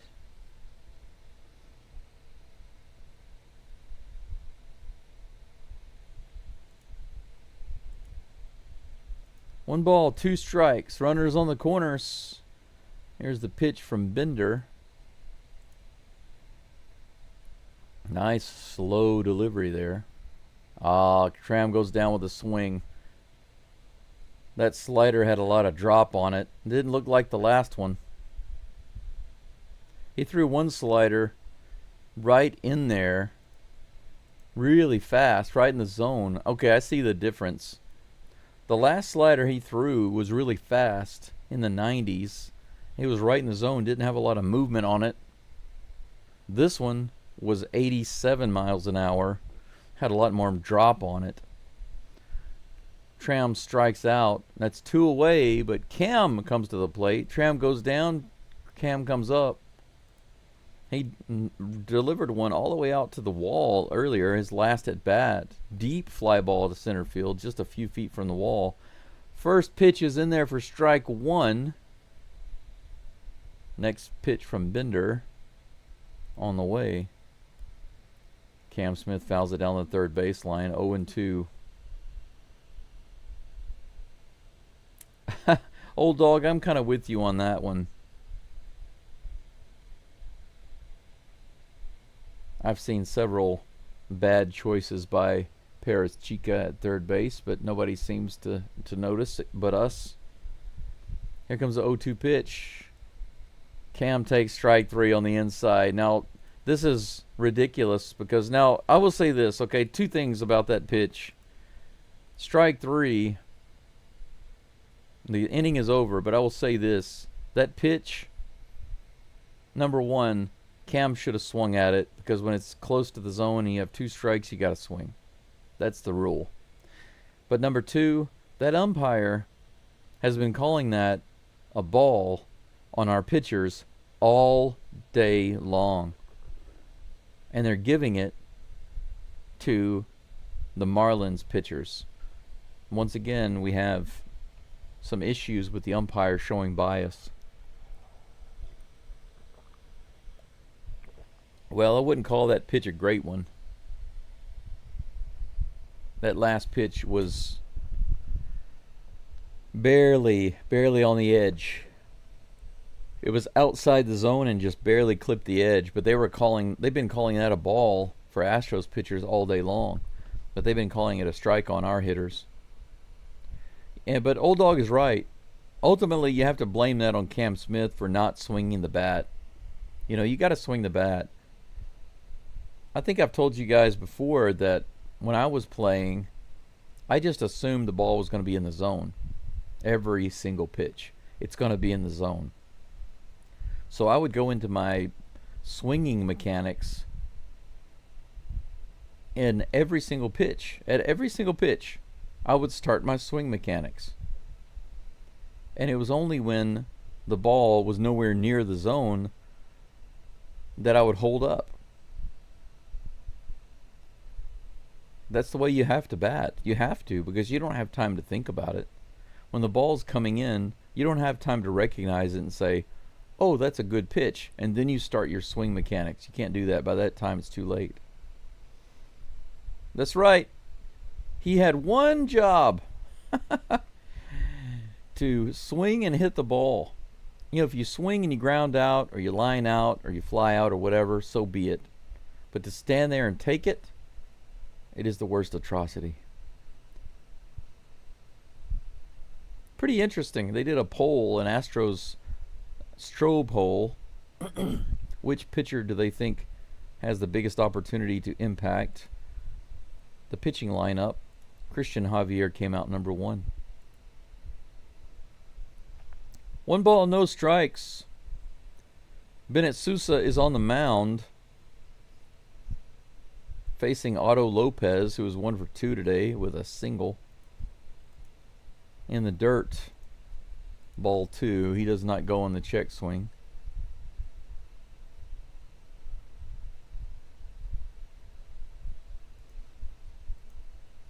Somebody got thrown out of the game.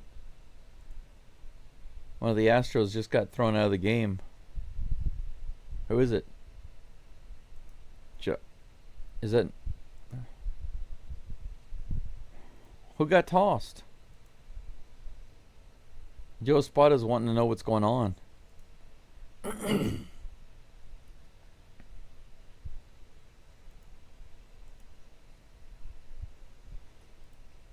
Okay. The check swing there that the first base umpire said was not a swing.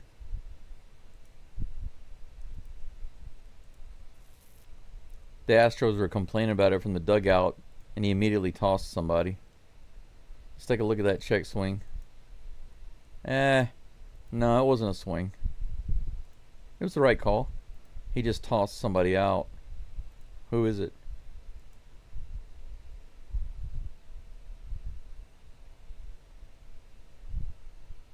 Here comes the next pitch from Sosa. A little outside. Ball 3, 3-0. Man. Not exactly sure what was going on there. I don't know why the Astros are making such a big deal out of that. That was definitely not. Hey, good for you, Lopez. He swung at the pitch on a 3-0. It was right in the zone, and he swung at it. Good for you. Wish the Astros would do that.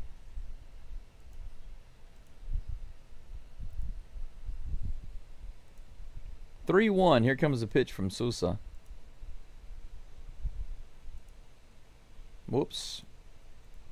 That's a walk. As my screen gets blocked.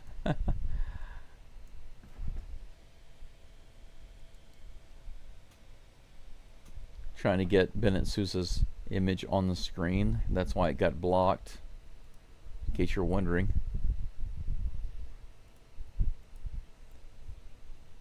No runners. Leadoff walk by Sousa.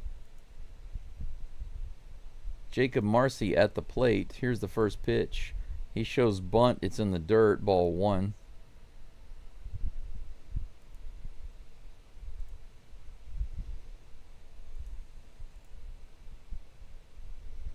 There we go.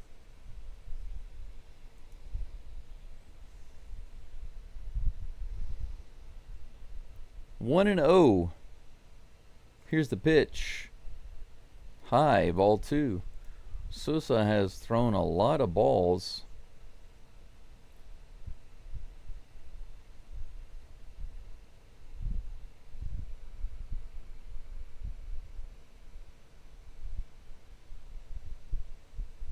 Here's the pitch.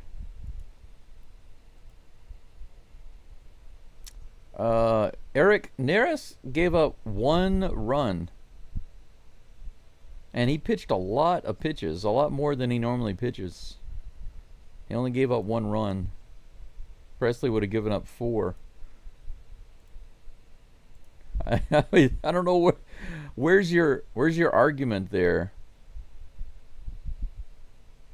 So what an interesting argument. You really think that Presley's going to come in and pitch a shutout? Really? Here's the pitch. This is a bunt foul, and it hit him. He's out.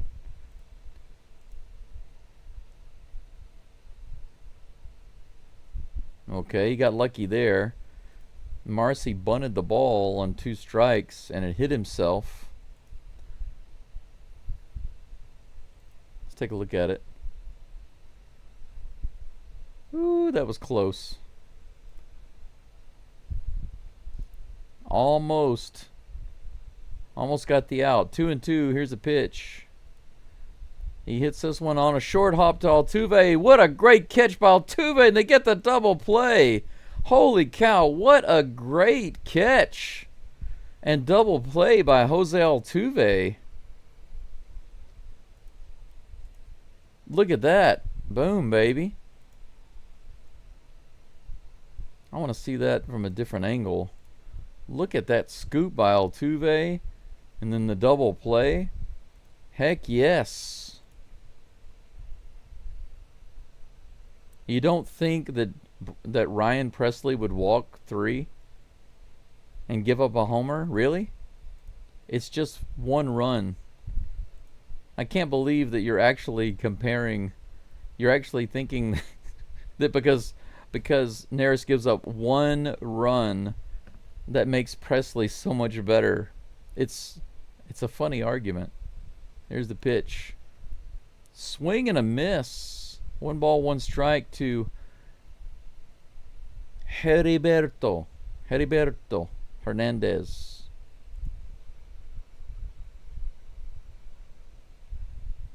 Here's the pitch. Up and out of the zone. 2 balls and 1 strike.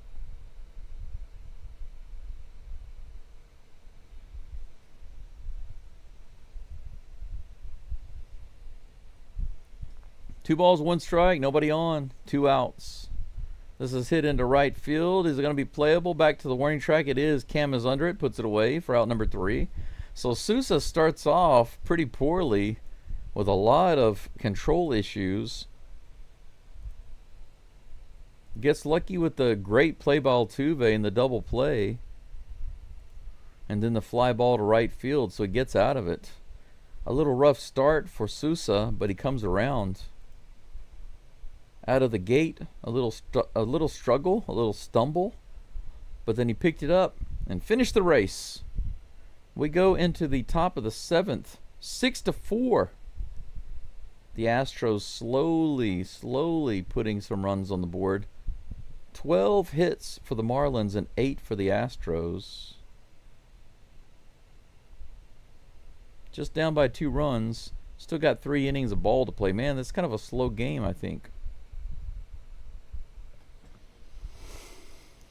Let's see here.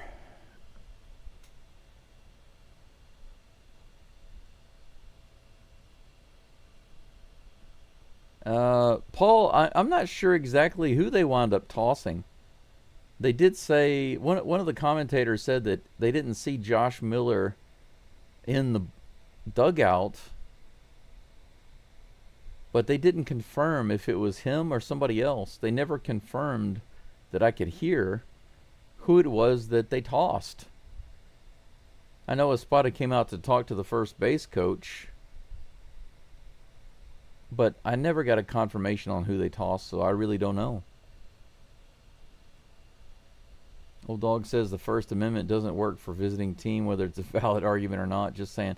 Well, my opinion is that if the umpire makes a call, nobody's opinion matters. If the umpire says it's a strike, it's a strike. If he says that it's a swing, it's a swing. You're never gonna see an umpire say, yeah, you know what, you're right. That check swing didn't look like a strike. It's a ball. He didn't swing. You're never gonna see that, right? Never. But what I'm thinking is when I saw the replay of the check swing, I didn't understand why anybody would be complaining about that call. Because it was obviously the right call. When you look at the replay, it was the right call. The Astros thought that he swung at it, but he clearly did not. So I don't know why they were complaining about the right call. The umpire got it right. Right in there to Doobie. Doobie at the plate. He's got himself a nice double. the standard doobie double. Ronnie Henriquez on the mound for the Marlins, the Mariners. Let's see here. I need to change the name on the screen. That's right. Ronnie Henriquez. What kind of a name is that? Henriquez. Henry and Enrique and Vasquez all together? Henriquez. 1 ball and 2 strikes to Doobie. Yeah. Yeah, I know what you're saying. Yeah, I'm not disagreeing with anything you say. I know that the visiting team often has more issues than the home team, right?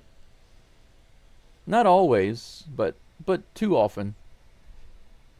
I mean, but the thing is, the umpires, most of the time, are not from that area. They fly around to different games, too. They're not always from... I would say, actually, most of the time, they're not from there. They move them around to try to make it unbiased. But, you know, 2 balls and 2 strikes. Here comes the next pitch from Henriquez. Swing and a miss, 88-mile-per-hour slider. Doobie strikes out. 1 away. Carlos Correa comes up. The top of the batting order is up for the Astros. Well, I don't necessarily like Neris either right now, Eric. I don't have a lot of faith in Neris. Just because I don't want Presley. Correa hits this one really hard out to right center, and it's going to get all the way to the wall. Another double for Correa. Is he going to have time to get to third? No, he's held up at second. Back-to-back opposite field doubles by Carlos Correa. How about that? In almost the same spot. 97 miles per hour, low and in the zone. This time the center fielder is diving for it and can't get to it. Last time it was the right fielder who couldn't get to it, and this time it's the center fielder. Correa making them look like Keystone Cops out there. 21 doubles this season. 9th season in his career with over 20 doubles, and he's got 2 of those just today. Absolutely. Very glad to see Correa back. Here's Sanchez. Takes that first pitch inside and low for ball 1. 97 miles an hour on that fastball. Runner on second. Sanchez, the tying run at the plate with 1 out. Here's the next pitch from Henriquez. Sanchez fouls it off. 97 in the low part of the zone there. 1-1 is the count. Okay, so it was Josh Miller. Okay.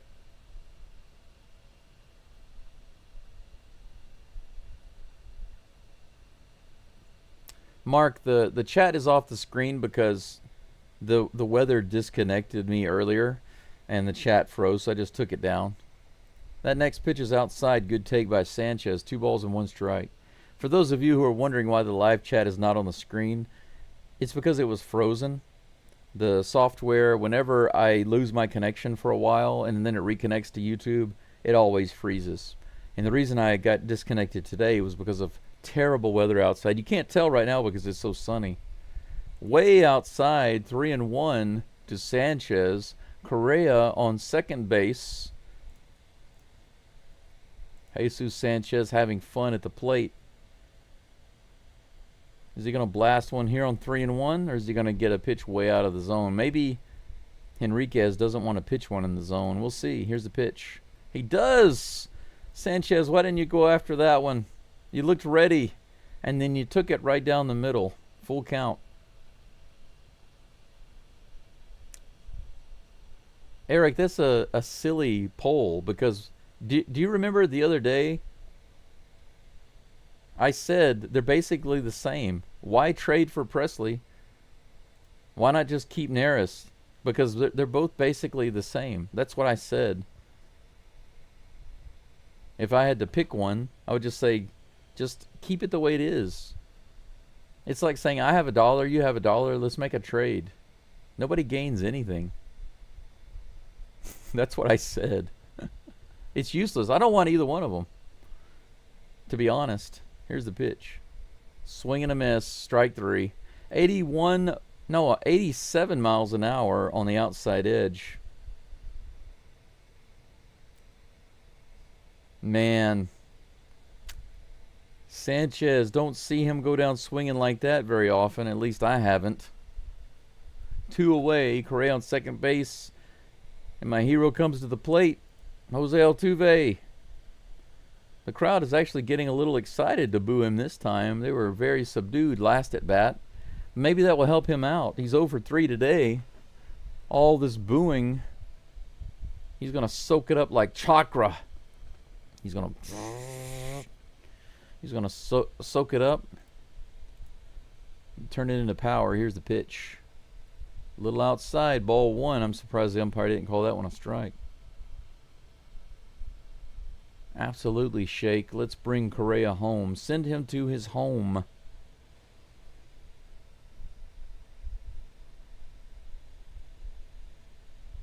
Here comes the 1-0 pitch. Another one on the outside. Look at that one. That one was on the same outside area but lower, and the umpire called it a strike.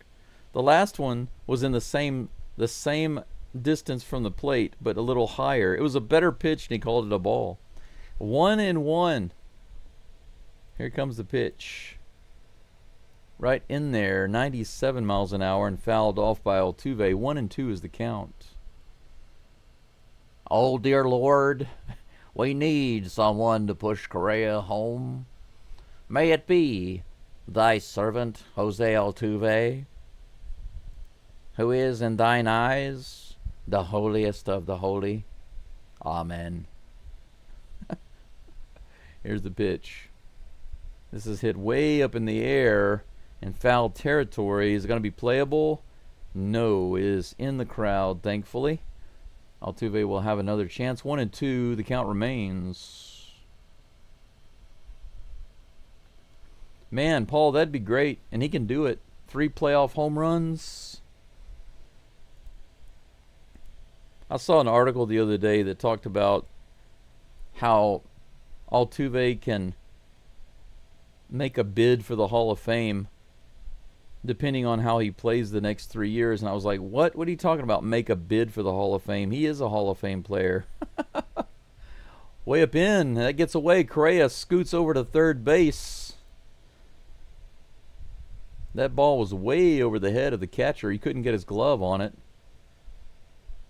I guess that's going to be a wild pitch. Look at this. Woo!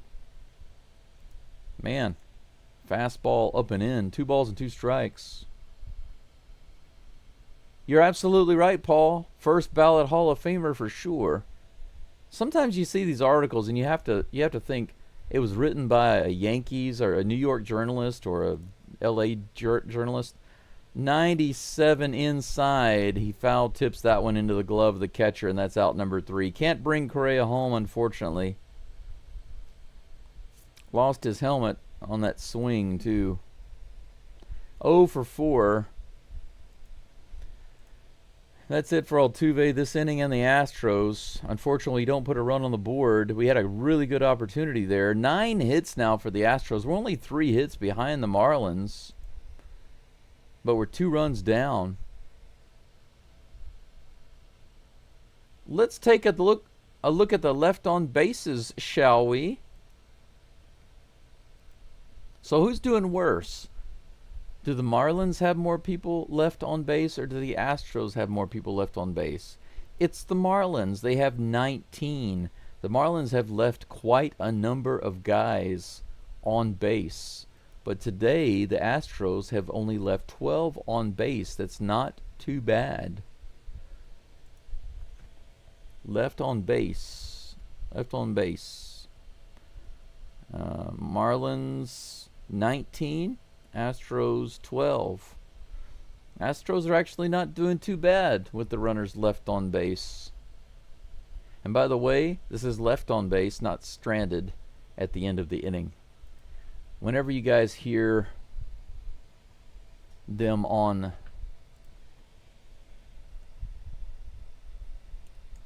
whenever you guys hear them on the commentators,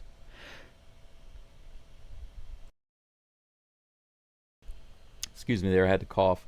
Whenever you hear the Astros commentators talk about runners stranded, they're just talking about at the end of the inning, but I don't think that number matters. What matters to me is how many each batter leaves on base. That's what matters to me. And that's the number I give you. That's LOB. That's left on base.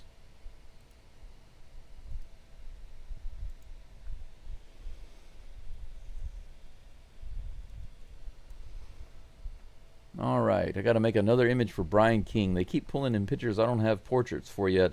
I'm putting up new portraits in case you don't know. Little meeting on the mound right quick. I guess there's a batting change. There is. Javier Sanoa is going to be batting for Johnston. Hey, Sarcastic Prodigy, I got a new member. Thank you so much. Thank you so much for joining. First pitch to Sonoya is a strike. Another pitch in there. Brian King on the mound.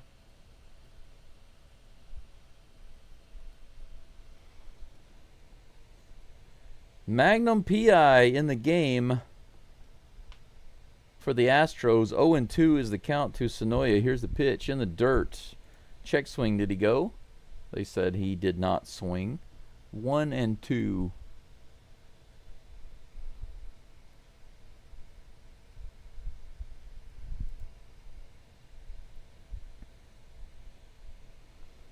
Leadoff batter Javier Sanoa at the plate. Here's the 1-2. He hits this one right up the middle. Another great catch by Altuve, and he goes to first base for the out. A diving catch by Altuve to save that ball from going up the middle. Man, Altuve flashing the gold out there today. Holy cow, look at that. Look at the old man play.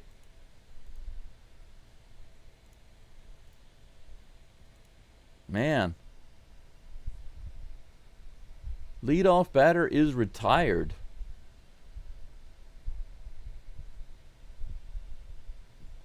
They're going to have another meeting on the mound right quick because they've got another pinch hitter.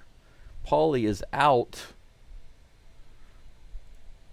And they will have Dane Myers at the plate.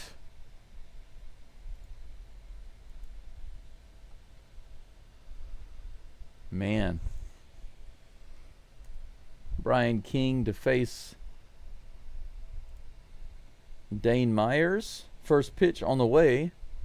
Hit straight up in the air. Shallow right field. Who's going to get it? Cam Smith has got it. I don't know why the cameraman was on Trammell. He wasn't taking it. Cam Smith puts it away. The very first pitch, 2 away. Good job, Magnum PI. You got it right so far.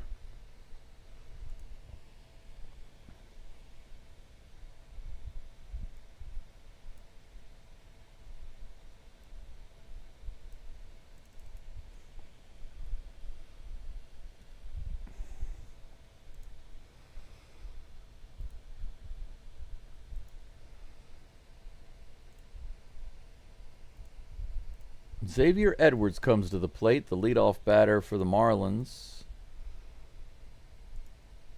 First pitch is in there for a strike.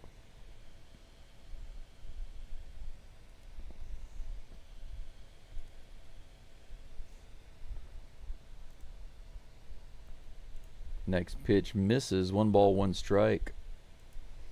I think I've got my portrait ready for Brian King. I'll put that in there in just a second. That'll be down for a hit. That's hit into right center field. A single for Edwards. Edwards with 4 hits this game. 4 of the 13 hits that the Marlins have belong to that one guy. So Brian King has 1 runner on with 2 outs.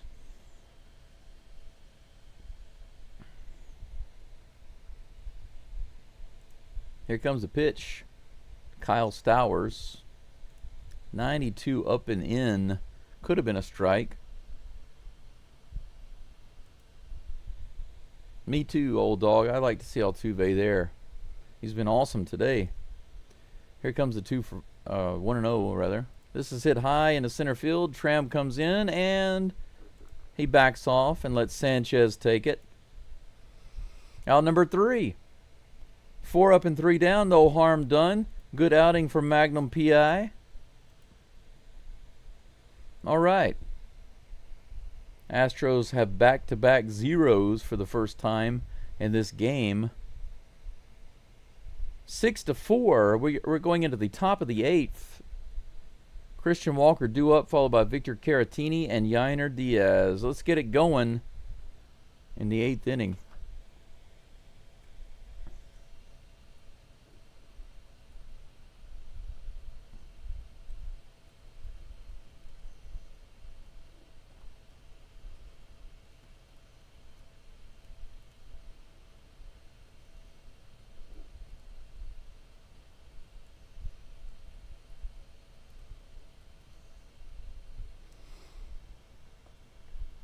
Hey Daryl, how's it going?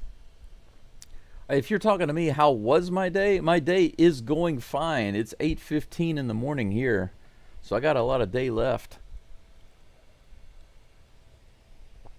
I had to get up very early though. I got up a little after 4 o'clock to do this game. By the way, well, maybe I won't share that. I won't share that. I'll just say that I've got a lot to think about. I thought that I had found a position that might work out for me because recently I was thinking about going back into teaching for a little while. My goal was to continue doing the Astros games in the morning and do some work in the evening. But I have to take a few things into consideration. Actually, the salary is not too big of a deal. The salary itself for teachers in Japan, pretty consistent across the board in most places. Other things are more important to me. Since there's not too much fluctuation in pay, I don't really have to think about that too much. It's mainly other things. Here's the pitch. Low. Walker at the plate. Whoa, excuse me. Good grief. Wow. I really apologize for that. The Marlins have a new pitcher in the game, Calvin Foucher. Second pitch is a ball. 2-0 to Walker. Walker has himself a single and a homer today. Here comes the next pitch. Way outside again. 3 pitches outside. 3-0. Good day in Houston. Daryl, I heard that there was some thunder. There was some thunder there earlier. Did it rain? Up and in. Ball 4. Could have gone either way on that upper inner corner, but the umpire said, no, I'll give it to you. Walker's on first base. 107 followers right now. Thanks for being here. 75 likes. If you've not liked the live stream, I'd appreciate you doing that right now. Thank you very much in advance. Caratini at the plate. He had himself a nice double earlier, an opposite field double. Up and outside for ball 1. 5 straight balls from Calvin Foucher. It was the same here, Darryl. Lots of thunderstorms, lightning, heavy rain. Now it's super sunny, as you can see. Here's the pitch. 94 miles an hour, right in the bottom of the zone. The first strike delivered by Foucher, 1-1.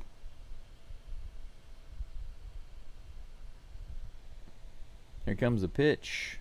The 1-1 to the Batman. We need you, buddy. Ooh, 86 miles an hour on that curveball. He had the right idea swinging at it, but the wrong idea missing it. 1 ball, 2 strikes. Caratini calls a timeout.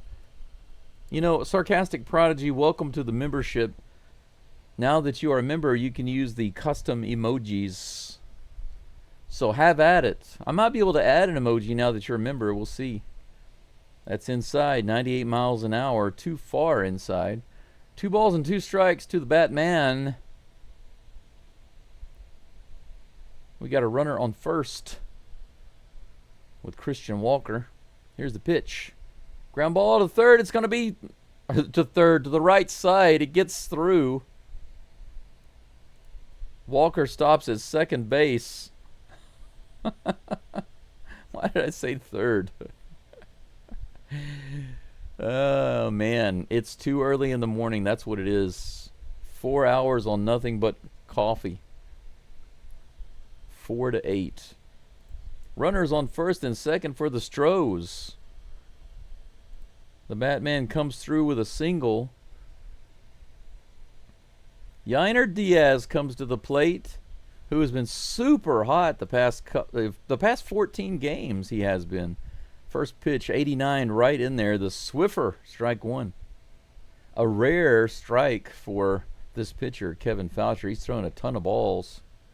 0-1 is the count to Yainer. Yainer about to give him a shiner. Let's take the lead. Here's the pitch. Outside. I'm looking for an opposite field home run. An opposite field 3-run shot, baby. 1 ball, 1 strike. Here come the Astros. Indeed. No outs.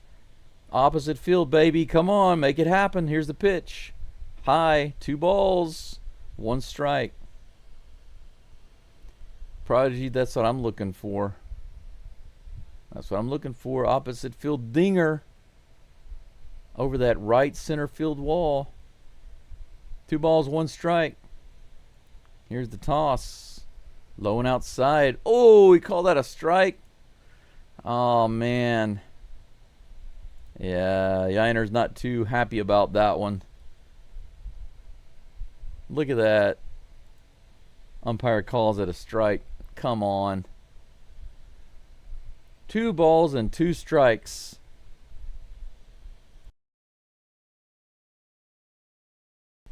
That was a good take, Yainer. Don't worry about it.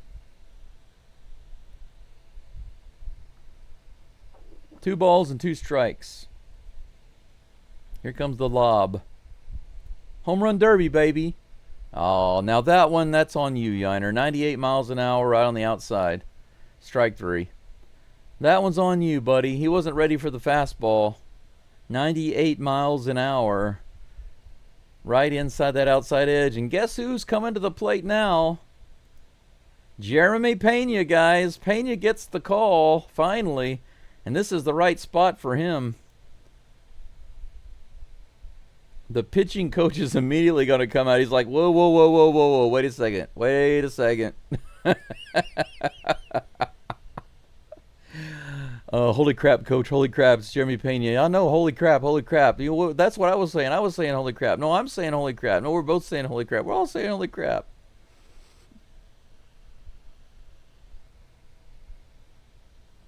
Yes, old dog. The Flash is at the plate.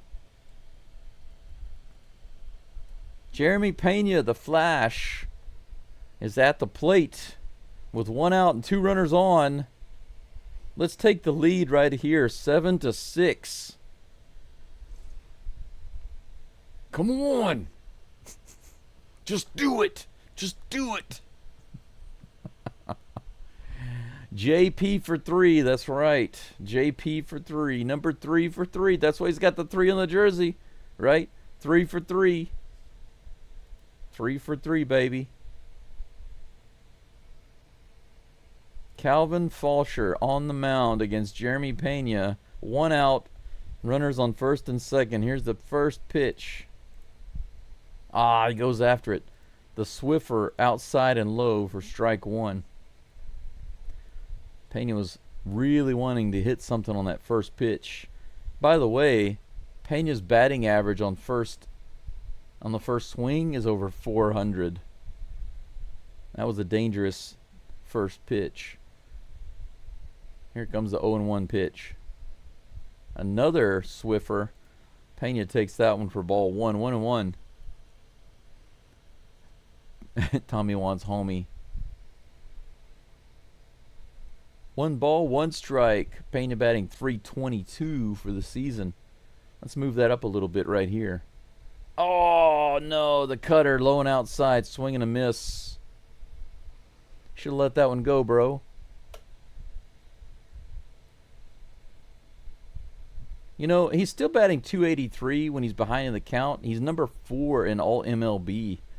Can you believe that? Here is the 1-2 pitch. This is hit to right field. It's going to be down. Heck yes. Bases are loaded with 1 out.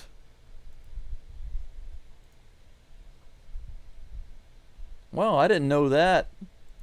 Did you know that that's Jeremy Pena's first pinch hit ever in his career? Did you know that? He went down and got it, but that's what Pena can do. Holy cow. Now look at this. Cam Smith comes up. The runners in scoring position leader for the Astros. Check swing there, strike 1. Despite the slump, still the leader in batting average with runners in scoring position. Another inside half swing from Cam Smith. 2 half swings in a row on the inside pitch. And he's down 0-2 just like that. Come on, Cam. Time to crank it up. How about your first grand slam right here? Any hit is okay with me, but a grand slam would be right up my alley. Here's the pitch. Fouls it off at the plate. 99 miles an hour up and in. Foucher's really trying to blow it by Cam with those fast pitches. 98, 98, 99. Yeah, let's slice a grand salami. Here's a pitch. This is a chopper to the first base side. Is he safe at home? They say he's out.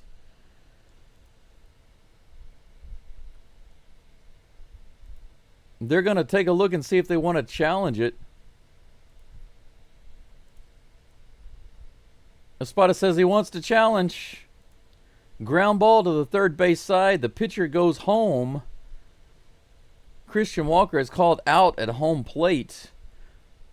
But they want to look at it. Yeah, he's out. Or was his foot on the plate?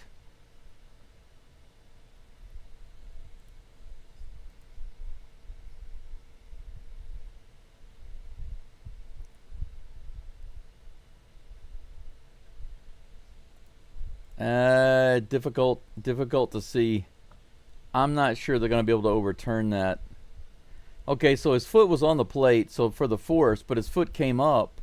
But they're not sure if his foot came up or not. But I guess you got to challenge it.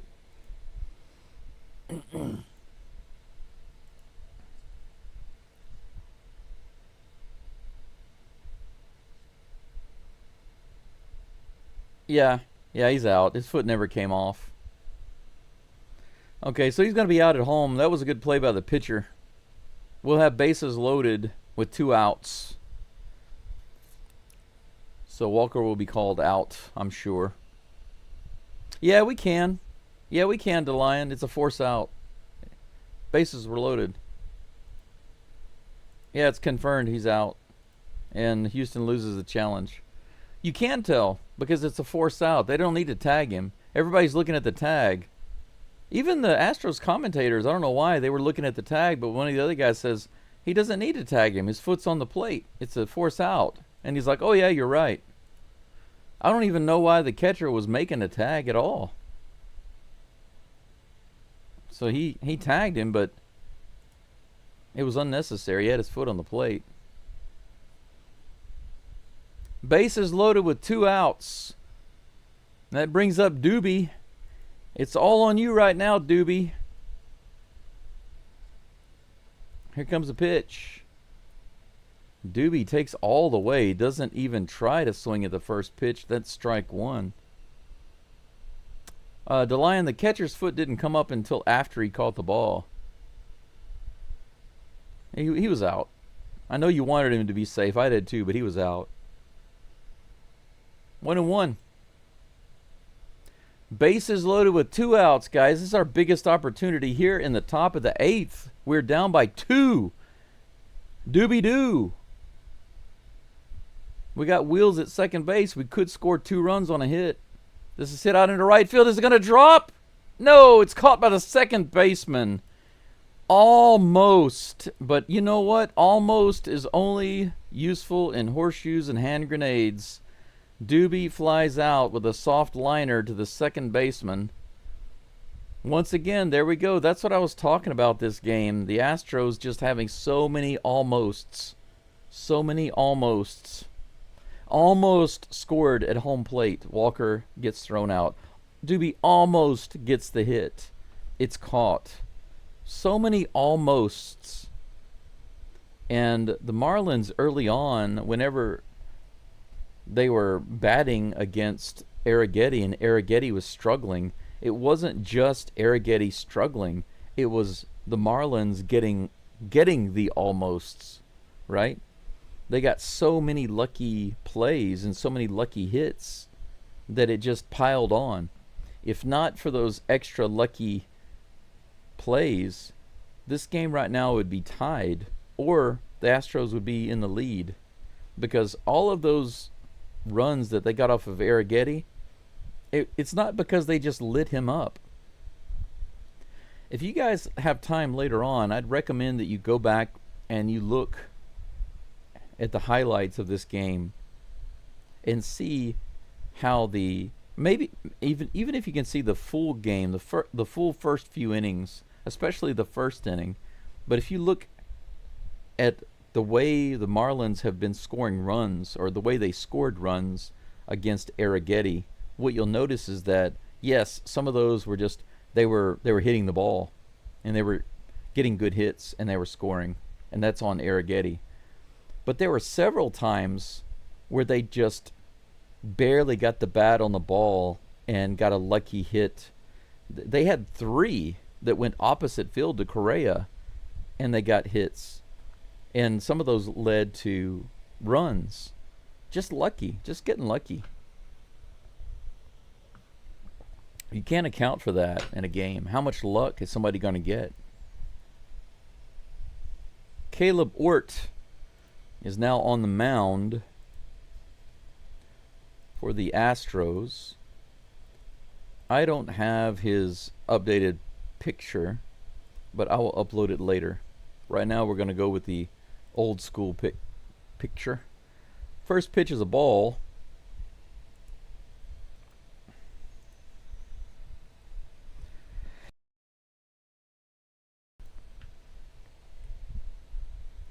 Augustin Ramirez at the plate. Here's the pitch.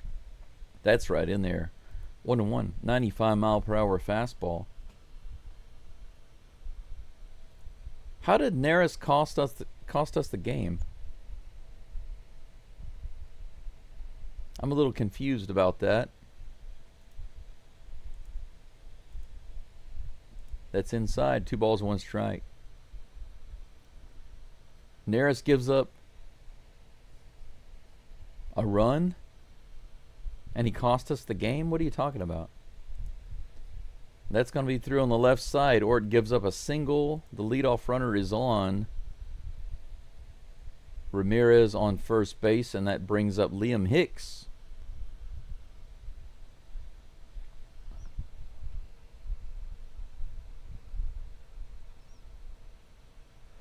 Yeah, Cam was doing really, really well. But doesn't Liam Hicks look a little like Ryan Presley? First pitch on the way. Hicks goes after it. Straight to center field. Dubon is underneath it. He brings it in. 1 away. Runner stays on first base. 1 pitch to Hicks. 1 out. Yeah, Cam has been bad like his last 60 at bats. He's been on a terrible, terrible stretch.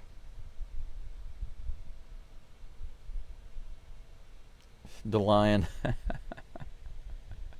I saw multiple angles on that play, so I don't think it's a matter of opinion. It's just a matter of seeing the video. From what I see on the video, his foot did not come up. I think he just really wanted to be up. And I can understand that, but I don't see it. It's literally right there in the video. 0-1 is the count. That one's outside. 1 ball, 1 strike to Lopez.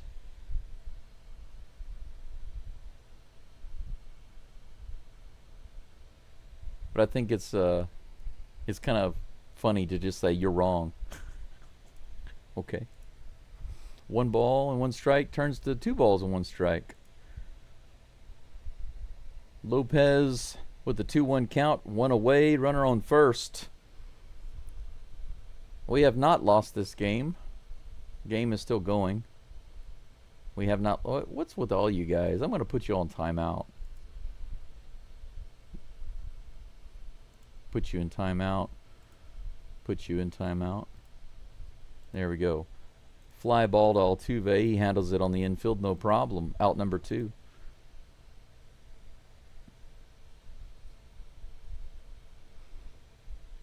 Right, Shake, you're right. The damage in this game to the Astros has been, or was done by Arrighetti. It had nothing to do with Neris.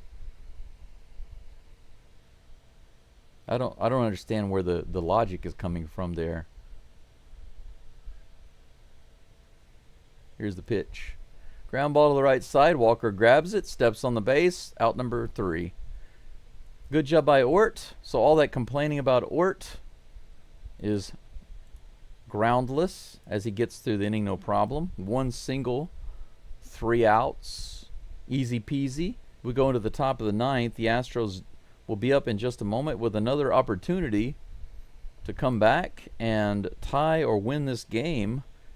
We will see. We are through 8 innings. 11 hits for the Stros, 14 for the Marlins. We're down 6-4.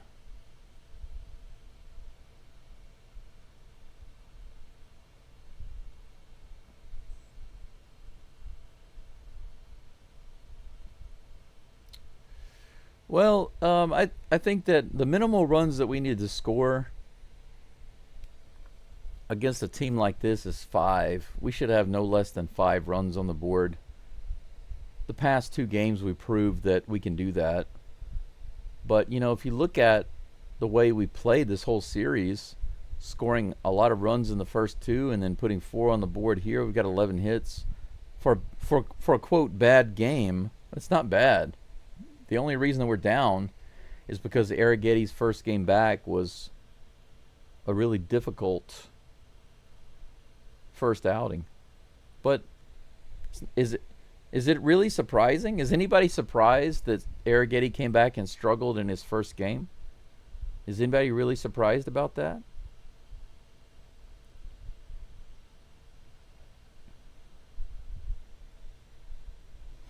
Yeah, Shake, I think that's not a bad comment right there. That's not a bad thought. Cam being with Correa, it's very possible that this helps him turn his game around. And since they have a little time off tomorrow, maybe something can rub off before the Yankees series starts. Lake Bachar is on the mound. New pitcher for the Marlins.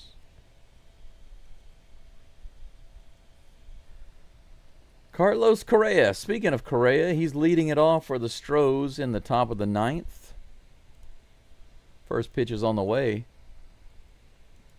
That one was just below the bottom of the zone and called strike 1. Yeah, that's right. It doesn't rain forever. Same thing here. Here comes the pitch. Way outside.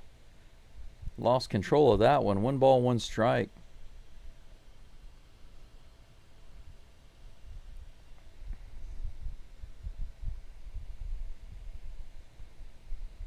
Here comes a 1-1 pitch. Correa hits it opposite field again, but this one is taken by the second baseman for out number 1. He doesn't get any lift like he did on his last 2 doubles. He had 2 opposite field doubles his last 2 at bats. This one is just a little bouncer to the second baseman. Jesus Sanchez comes to the plate with 1 out, nobody on. 1 for 4 today with a double. Yeah, the ump has made a lot of questionable calls, made it more difficult for our pitchers than it should have been. Made it easier for the Marlins pitchers. That has been true. Here's the pitch. Sanchez takes the first pitch in the dirt for ball 1.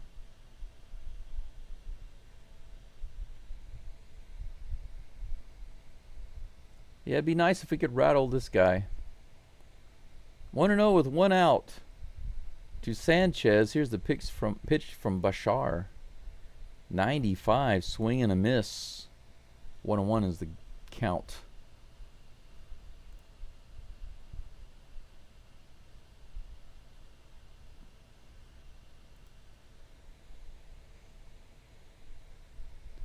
One pitch on the way. A little outside, ball 2. Good take. Crowd murmuring a little bit about that one, but it was outside. I'm surprised the umpire called it, though. Chicken bites. Here's the pitch. Another one right there below the zone, called strike 2. Man, the Astros dugout's complaining about those pitches again. These pitches, man. So inconsistent. Here's the pitch. Fouled off. That one was also way below the zone, but Sanchez went after it and fouled it off. He's laughing. Laughing about that. I wonder if he's laughing because they're like, yeah, that's right. You can't take those pitches. You got to swing at those. Makes me wonder. 2 balls and 2 strikes. Come on, Sanchez. You can do it. He grounds this one to the right side. Yes, you can do it. You can ground out to the second baseman. And he does. So Correa and Sanchez ground out to the second baseman. And we're down to our last out. We're only down by 2. A 2-out rally is something that the Astros are number 1 at. And Jose Altuve comes to the plate. He's 0 for 4 today. Can't have that, Altuve. You got to get at least 1 big hit. 0 for 4 with a strikeout in the 7th. First pitch right in there. That's something you don't see very often. 87-mile-per-hour Swiffer right in the middle of the plate on the first pitch, and he doesn't swing. I guess he wanted to see something from the new pitcher. Here comes the next toss. He fouls that one off and catches it. That was funny. 0-2.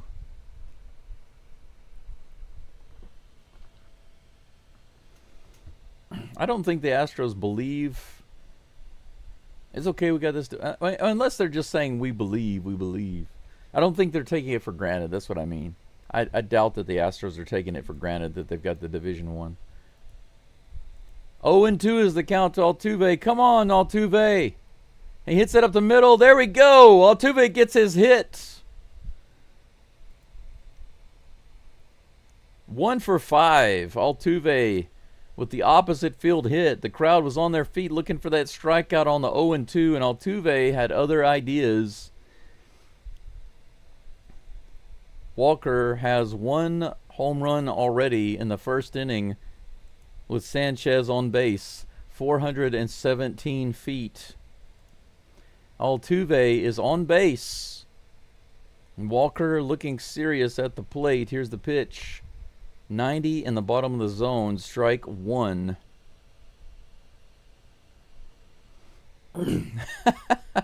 One runner on. But, when you're down by 2, or you're up by 2 with a runner on, that is kind of a jam, isn't it? Outside, ball 1. It's a dangerous situation for the Marlins.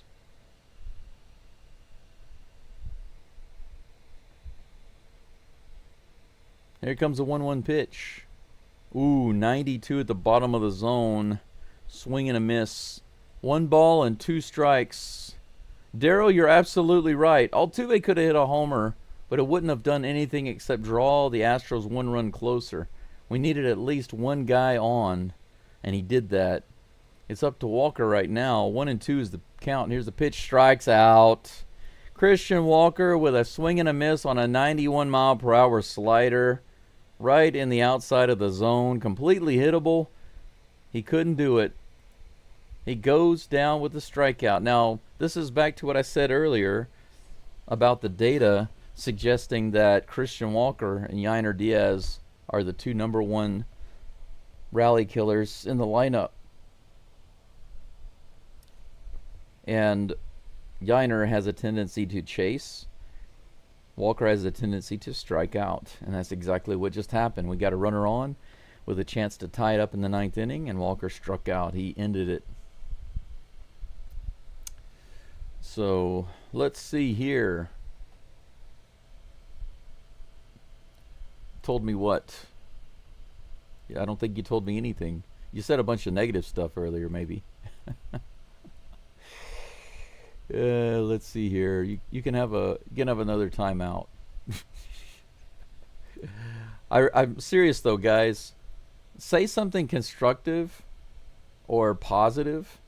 If you give criticism in the chat, it's fine, but be constructive. Don't just dump useless negative comments in the chat. I want my chat. Actually, I don't just want it. My chat must be constructive. Constructive criticism, okay. Positive, definitely welcome. Definitely okay. But when Arrighetti comes into the game and starts giving up some hits and runs in the 1st inning, saying that we need to pull him out, it's over, we're not going to the playoffs, this team sucks, our pitchers suck, blah, blah, blah, blah. Okay, I'm sorry, but it just makes me want to remove people like that completely, permanently from my channel. Because I cannot accept this type of attitude in any area of my life, and that includes this chat. So, anyway, we did put runs on the board, that's true. And we came 1 run short of getting to the target goal that I have against this team. We need to score at least 5 runs against the Marlins. We came up short, but then again, 12 hits, not too bad. And the Astros wound up leaving how many on base? 21. They were doing not too bad, but in the last couple of innings, we left a ton of guys on base. The Marlins left 23 on. They actually left a lot more on than we did. So our pitchers worked really hard to keep them from scoring. This game could have been a lot worse. It could have been 12-4. So anyway, just a quick recap. I'm not going to spend too much time on it since the Astros lost, but just a quick recap of the scoring. You can see it was mostly Marlins. It looked good in the beginning when Walker homered to left center, 2-0, scoring Sanchez. But in the 1st inning, Arrighetti gave up a few runs right off the bat. We lost the lead 3-2. Singles, infield singles, just getting lucky hits, infield singles, little tappers, and it didn't work out. 3-2. And then in the 2nd inning, more of the same. Sacrifice fly. And then, of course, in the 3rd inning, there was the solo homer. And before you know it, with lots of singles, unlucky plays, the ball getting through the holes, and then the homer, we were down 5-2. From there, they tried to claw back. Correa doubled. Back-to-back doubles, actually. Dubon doubled. Correa doubled. Scored a run. Drew us within 2. But then right back, it seems like every time we score, we give it right back, right? Paulie came back the next inning and scored with a homer off Neris.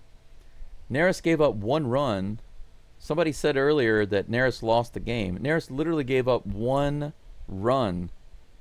1 run. Last I checked, the Marlins scored 6 runs. Not not 5 against Neris, 1 against Neris. There's no way that Neris lost us this game. It had nothing to do with Hector Neris. He didn't pitch a great outing, but he didn't break down and lose us the game, so I don't understand what that means. Caratini got the double in the 6th, and then the Astros couldn't produce any more than that. We had runners on towards the end of the game. We had bases loaded. We just couldn't convert, and Altuve got on base in the 9th, and Walker just couldn't bring him around. He struck out, and that was it. 6-4 is the final. The Astros with 12 hits, the Marlins with 14. Arrighetti unfortunately gets the loss, but it was well earned. 3.2, you see right here in the middle of the screen. 3.2 innings pitched, 11 hits. Holy cow. 5 earned runs, 5 strikeouts, and 1 walk. Man, that's killer right there. And it still could have been worse. But like I said, seriously though, I would, if you guys have time, seriously, go back and look at those innings again and take a note. Every single time it was just a matter of luck. You know, the ball getting through the hole, or the cue shots to the third base side. There were 3 of those to Correa. There was no play at first base. I mean, the pitching sometimes was there. I mean, he pitched the ball so well to some of those batters that when they went after it, they were just barely able to get it on the end of the bat, and it went opposite field, and there was no play at first base. Just bad luck. So it was a combination of a little bit of control and a little bit of bad luck, and Arrighetti unfortunately winds up with 5 earned runs, whereas I think he should have had 3. I think it would have been, if he hadn't had the bad luck, he would have given up 3 runs, and this game would have been tied. We could have gone into extra innings, and it wouldn't have been so bad. 4-4 in extra innings seems right, but unfortunately it didn't work out that way. So instead of just bashing him and saying that he's terrible and, you know, he needs to go back to the minors and this and that, you know, go watch my video. I posted a video about this, and it talks about the Astros' biggest injury, because we had all these guys on the injury list, but actually, in my opinion, the biggest Astros injury are the fans. The fans, I think, not, and this is not everybody, but I think too many fans are on the injury list. So I think we definitely need to step back and think about the things that we say and why we're saying them. Let's take a quick look at our next game. We got the Yankees coming up, and that game starts 2 days from now. Unfortunately, it's on Apple TV, so I got to deal with that, but it's okay. I've already got the subscription straightened out. Hunter Brown is scheduled to be on the mound against Cam Schlittler? Man, what's with all these strange names? Why does everybody have a strange name in baseball? Schlittler. Cam Schlittler. Schlittler. Really? The Yankees pitcher is 1-2 with a 4.58 ERA. 19.2 innings pitched. He's given up 22 hits, but he's got 21 strikeouts. So strikeouts are good, but contact is also there. 11 walks, pretty high for just 19 innings pitched, and 5 home runs.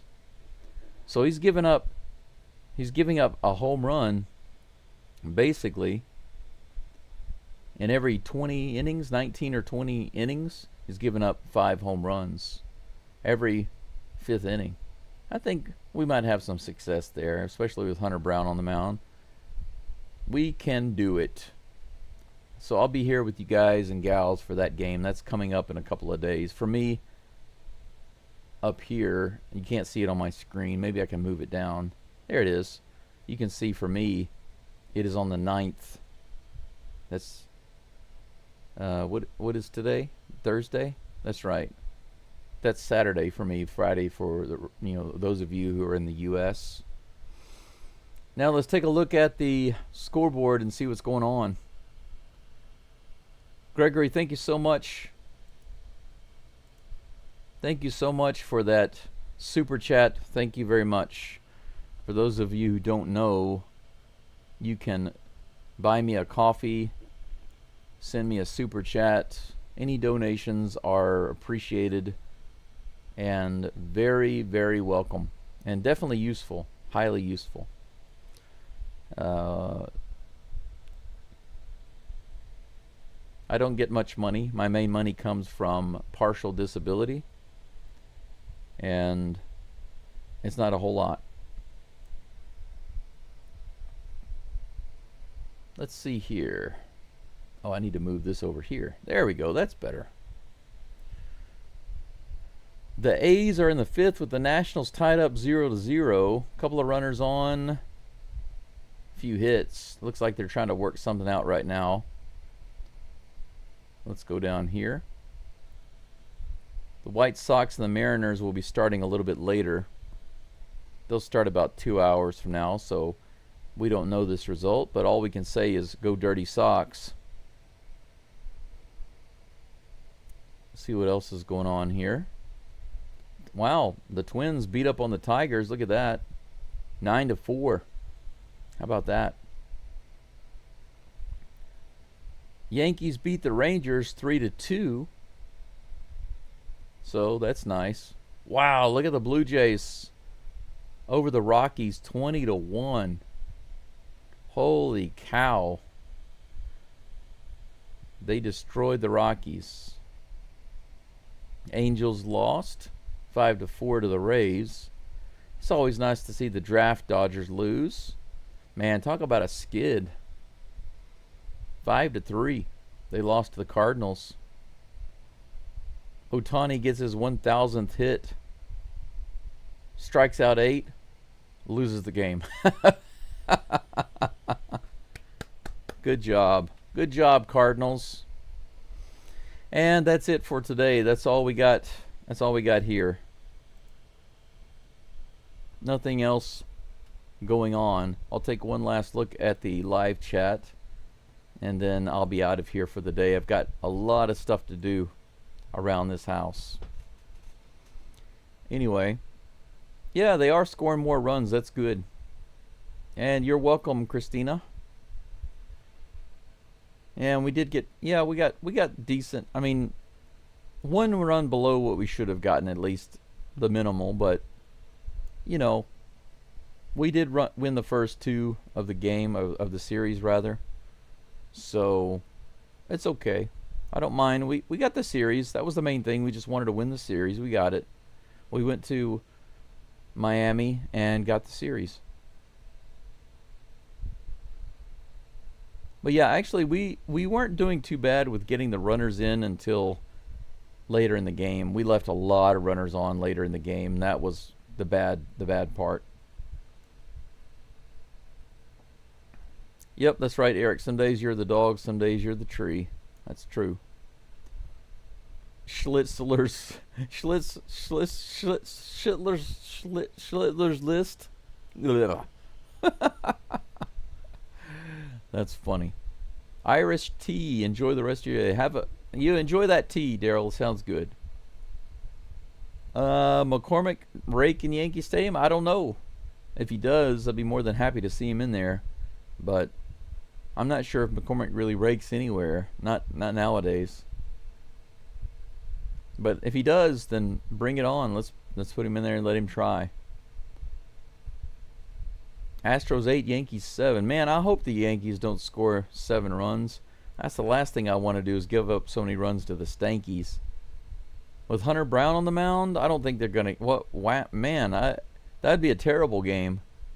Hunter Brown comes in the game in New York, and we give up 7 runs? My God, I don't want to see that.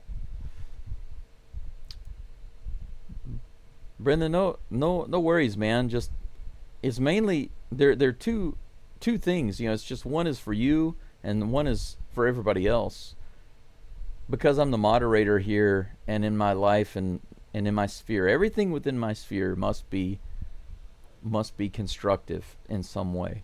I don't necessarily need to say positive, but I would say it must be constructive. It must be always adding something of value to my life and to everyone's life around me. So I would encourage the same for you and everybody else. In Fromber we trust. Yep, well, Brown and Fromber are going to be on the mound in this series, so I think that we made the right move by putting Hunter Brown in game 1 and then Fromber later on in the series. I think that we have a good chance of taking that series against the Yanks. No reason to be scared of Judge. We own the Yanks. Remember, we got Altuve? And we're the Astros. We own the Yanks. From a Yankees perspective, we are rivals, but from an Astros perspective, the Yankees are not rivals. I had a friend who was a Yankees fan, and he and I were actually good friends for more than 10 years. And he was a big Yankees fan. Actually, his family's Chinese, and he was raised in America. I can't remember if he was born there or not, but he spent a lot of time in New York. And when he talks just like a New Yorker, But he and I were able to have a close friendship and talk baseball. He never hated on the Astros, and I never hated on the Yankees. And we used to talk about all sorts of things related to both teams and the MLB in general and rules and, just baseball talk. And we never had any problems. But one day he said something about the rivalry between the Astros and the Yankees. And I said, "What rivalry?" And he goes, "Man, he goes, you know what I'm talking about, the rivalry between the Yankees and the Astros, everybody knows about that." And I said, "Oh, I see." I said, what you're calling a rivalry is not a rivalry. What you're saying is that the Yankees fans really, really have a lot of frustration towards the Astros because of what the Astros have done to them. But the Astros don't have such feelings towards the Yankees. And it's true. It's true. Tell me if I'm wrong. Everybody who's honest knows that what I just said is true. The Yankees have never frustrated or proven to be a rival to the Houston Astros. If you're honest, then you know that that's the truth. That's just the fact. The Astros have rivals, but the New York Yankees are not one of them. It's not that the Yankees are a weak team or a team that the Astros don't care about. It's not that the Astros don't have to show up. I mean, the Astros still have to show up, and they have to play, and they have to play well, and they have to play hard because the Yankees typically have a really good team. Even if the Yankees are not doing so well in a season, they're still a serious team. You can't just go in there and expect to win. And the Astros don't do that. But show me where the Astros have struggled against the Yankees. And I know that last season, in the beginning of the season, they got swept by the Yankees. But that didn't matter. And that's my point. At that time of the season, it didn't matter at all. And Astros fans, of course, were annoyed by it. But it didn't matter. It's not like we went into the playoffs and got knocked out of the playoffs by the Yankees. It's not like we went to the World Series and with the Yankees and they beat us or anything like that. None of those things have happened. The Yankees don't own us in the playoffs. The Astros have continually been a thorn in the side of the Yankees, but it hasn't happened the other way around. So why would you consider the Yankees to be your rival if you've always managed to get past them and beat them? That's not what a rival is. But I can tell you what, as soon as I said that, he got so upset. He got so upset because he wanted me to agree that the Astros and the Yankees were rivals, like they're equals. And I said, listen, no offense, the Yankees are a great team, and they do beat the crap out of the Astros sometimes, but they are not our rivals. Astros fans don't like the Yankees. Absolutely, for sure, they don't like the Yankees. But take a team like the Mariners or the Rangers. I mean, put the Mariners, the Rangers, and the Yankees, just for example, because these are division rivals that we have. And you pick which team would you rather be beaten by in just a regular game, a regular season game? Of course, you're going to pick the Yankees. You don't want to be beaten by the Mariners or the Rangers. Why? Because they're division rivals. The Yankees have never caused many problems. Yes, you're right. They can't forget about the brooms. But those Yankees fans, man, they are so delusional sometimes, and they try to explain everything away. And when the world is falling apart, or their world is falling apart, they start pointing fingers everywhere else. It's never them. It's always everyone else. And at the trade deadline, you should have heard. Did any of you see, by chance, the Locked On? There was a Locked On. The Locked On network has basically like a Locked On Astros, Locked On Braves, Locked On Yankees. They have a Locked On basically for every MLB team. And after the trade, they had this group video call where they had about 8 or so, maybe 8 or 10 different Locked On channels doing the live call together, talking about which teams they felt won the trade, who did the best in the trade. And the Yankees podcaster had to jump in there immediately. And I don't know the guy, but he sounded like a typical Yankees fan, delusional. And he talked about, his main thing was, we got 7 guys. We got 7 guys. How could that not be the best? Well, that's easy. Look at who you got and look at what you had, and then you ask yourself the question, did you improve yourself from where you were?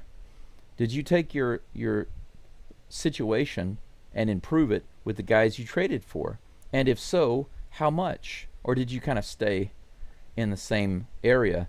And the Yankees didn't really improve the things that they needed. They got a lot of guys, but they didn't really improve what they needed.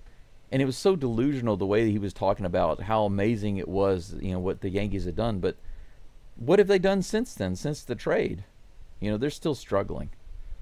The Astros obviously had a rough start with the Red Sox, but they came back. The bats woke up. Even today, in this loss, we still got hits. We got over a dozen hits. We got 4 runs on the board. The only reason we really lost is because Arrighetti had a rough first game back. That's literally the only reason we lost. If we had Hunter Brown or Framber Valdez on the mound today, we would have won this game. We'd have swept the series. So, yeah, Locked On Dodgers, I can believe it. But to me, the Dodgers and the Yankees have the most delusional fans, the most annoying fans, and the most delusional media guys. So, yeah. Anyway, I'm done with that rant. I just thought that was ridiculous. Charles says, check your subscribe status. Mine was not showing subscribe, so I clicked it again. I've been watching since near the beginning of this channel. Hey, Charles, welcome back.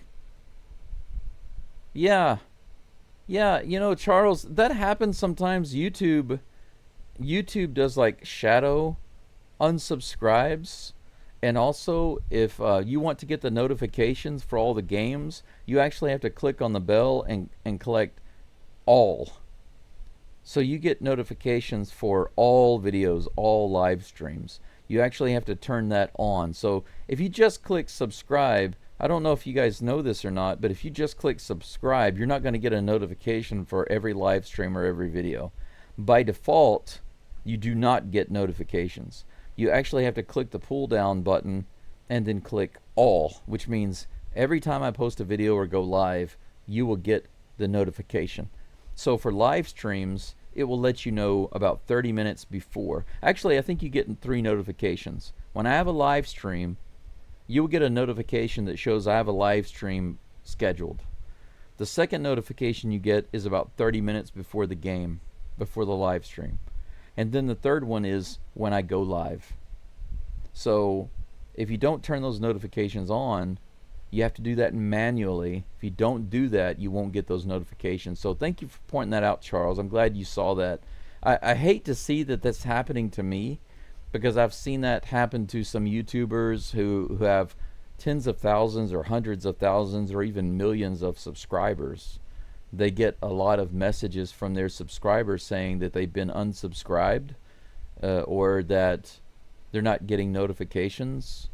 And I don't know why that would happen on my channel. I really don't. It's not like I'm doing politics here.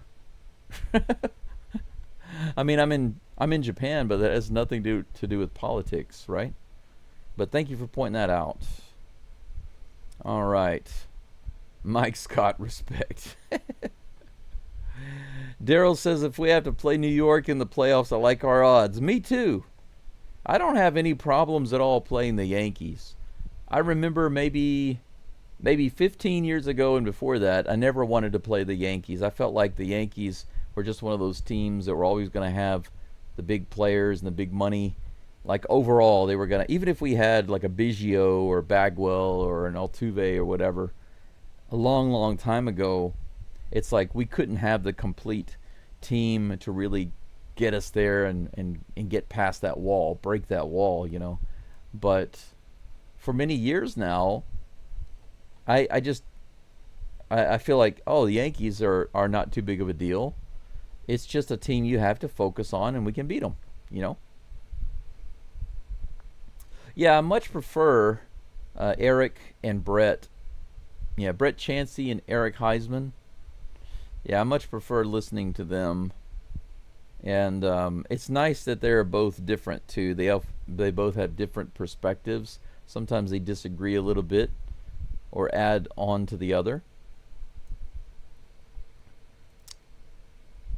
Good for you, Brendan. You know, let's not worry about it. I mean, what's the worst that can happen? The worst that can happen is the Astros lose a lot more games and don't even get a wild card spot. That's the worst thing that can happen. But even in a situation like that, you got to think about it. Is that really so bad? I mean, it would definitely not be my preference. I expect that the Astros will get into the playoffs and maybe even have a chance to go to the World Series. That's the way I honestly feel. But the question about whether or not they actually will, anything can happen because it's baseball. You never know. But if for some reason the Astros weren't able to get into the playoffs and the season just kind of went down the tube, so to speak, then how would that help the Astros? Well, it would actually help them a lot for next year, because wouldn't it become very clear where the problems are? You know, the things that need to be improved, the things that need to be fixed, the players that need to be moved around in the off season, you know, the key pieces that we need to acquire, those that we need to let go of, et cetera, et cetera. Even the pitching, if we have issues with pitching, because if the pitching starts to kind of fall apart, the Astros really don't have much of a chance unless for some reason we go gangbusters at the plate. And it could happen. It's not plausible, but it's possible, right? I'm just saying that no matter what happens, whether our pitching and batting is good or one is good and the other is bad or both are bad, whatever happens, we will learn some things that we can use. We can use that information to make some good off-season decisions and come out much stronger next year. So even in the supposedly bad situation, there's always next year. Whoever wins today will lose tomorrow. It's just the nature of things. That's what competition is about.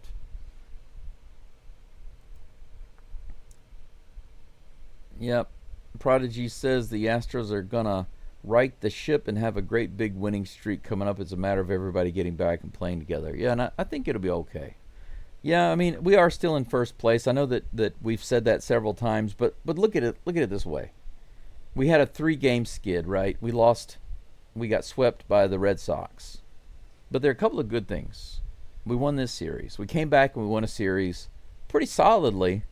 And the game that we lost was really only because it was Arrigetti's first game back, and he obviously has some stuff to work out. But we still came close. We only lost by 2 runs. It's not a bad loss. And then we get to go play the Yankees. I think we're going to beat the Yankees. We're going to get at least 2 games there, I believe, if not a sweep. And whenever we go back home, we get redemption against the Red Sox. We're going to play the Red Sox in Daikin Park. So I think that we're going to get some revenge on the Red Sox. And the Astros and the fans are going to want revenge. That's right. The Astros enjoy playing in Yankee Stadium, just like they enjoy playing in Dodger Stadium. The Astros really ramp it up when they go to these parks. So that's the thing about the Astros. Whenever the Yankees go to Dyking Park, whenever the Dodgers go to Dyking Park, these teams, they have fear about playing there. But when the Astros go to those other parks, they're like kids. They're like, I'm so excited to go play there. You can't tell me that that's the attitude of rivals. Rivals are not like that. Two rivals, they're like, you know what? I'm gonna beat you. I'm gonna get better than you. I'm gonna be more powerful than you. No, you're not. I'm gonna beat you. And they fight, and they're always trying to be better than the other. But the Astros are never trying to be better than the Dodgers, and never trying to be better than the Yankees. They just go in there and play ball and enjoy it. But the Dodgers and the Yankees come at it very, very seriously, too seriously, and that's why they don't do well against the Astros. Yeah, and honestly, I know that the Astros don't have several of the same. I don't want to say they're not really pros and cons. They don't have a lot of the same support that some of these big market teams do. But that's part of the reason why the Astros are a perfect team for me. I mean, it just so happens that when I was a little boy, I lived there for the first years of my life, and it just became a part of me and who I was. My brother was in Houston, but because of his personality, he rejected all of the Houston teams. He's never liked any Houston teams. He immediately went after all the big market teams. You know, he went after the Lakers, he went after the Cowboys, went after the Dodgers. So my family had never lived in any of those places. And my brother had never even been to those places as a kid. But because of his personality, which is narcissistic, it made sense that he would go with these teams. Because it gives him the image of success without actually having success. And since they spend so much money and get so much support and so much attention, you know, they can start to spend money to buy championships, you know. But teams like the Astros, when they manage to get through, break through, and win, it's because they are literally the best. And not just the best, but the ones with the most heart. So I love my team. I love my Astros. I know it's just a game. It's just a game. It's just a bunch of grown men playing a game, hitting a ball around, running around the bases. But they've got a lot of heart, and they keep trying really hard even when they're injured.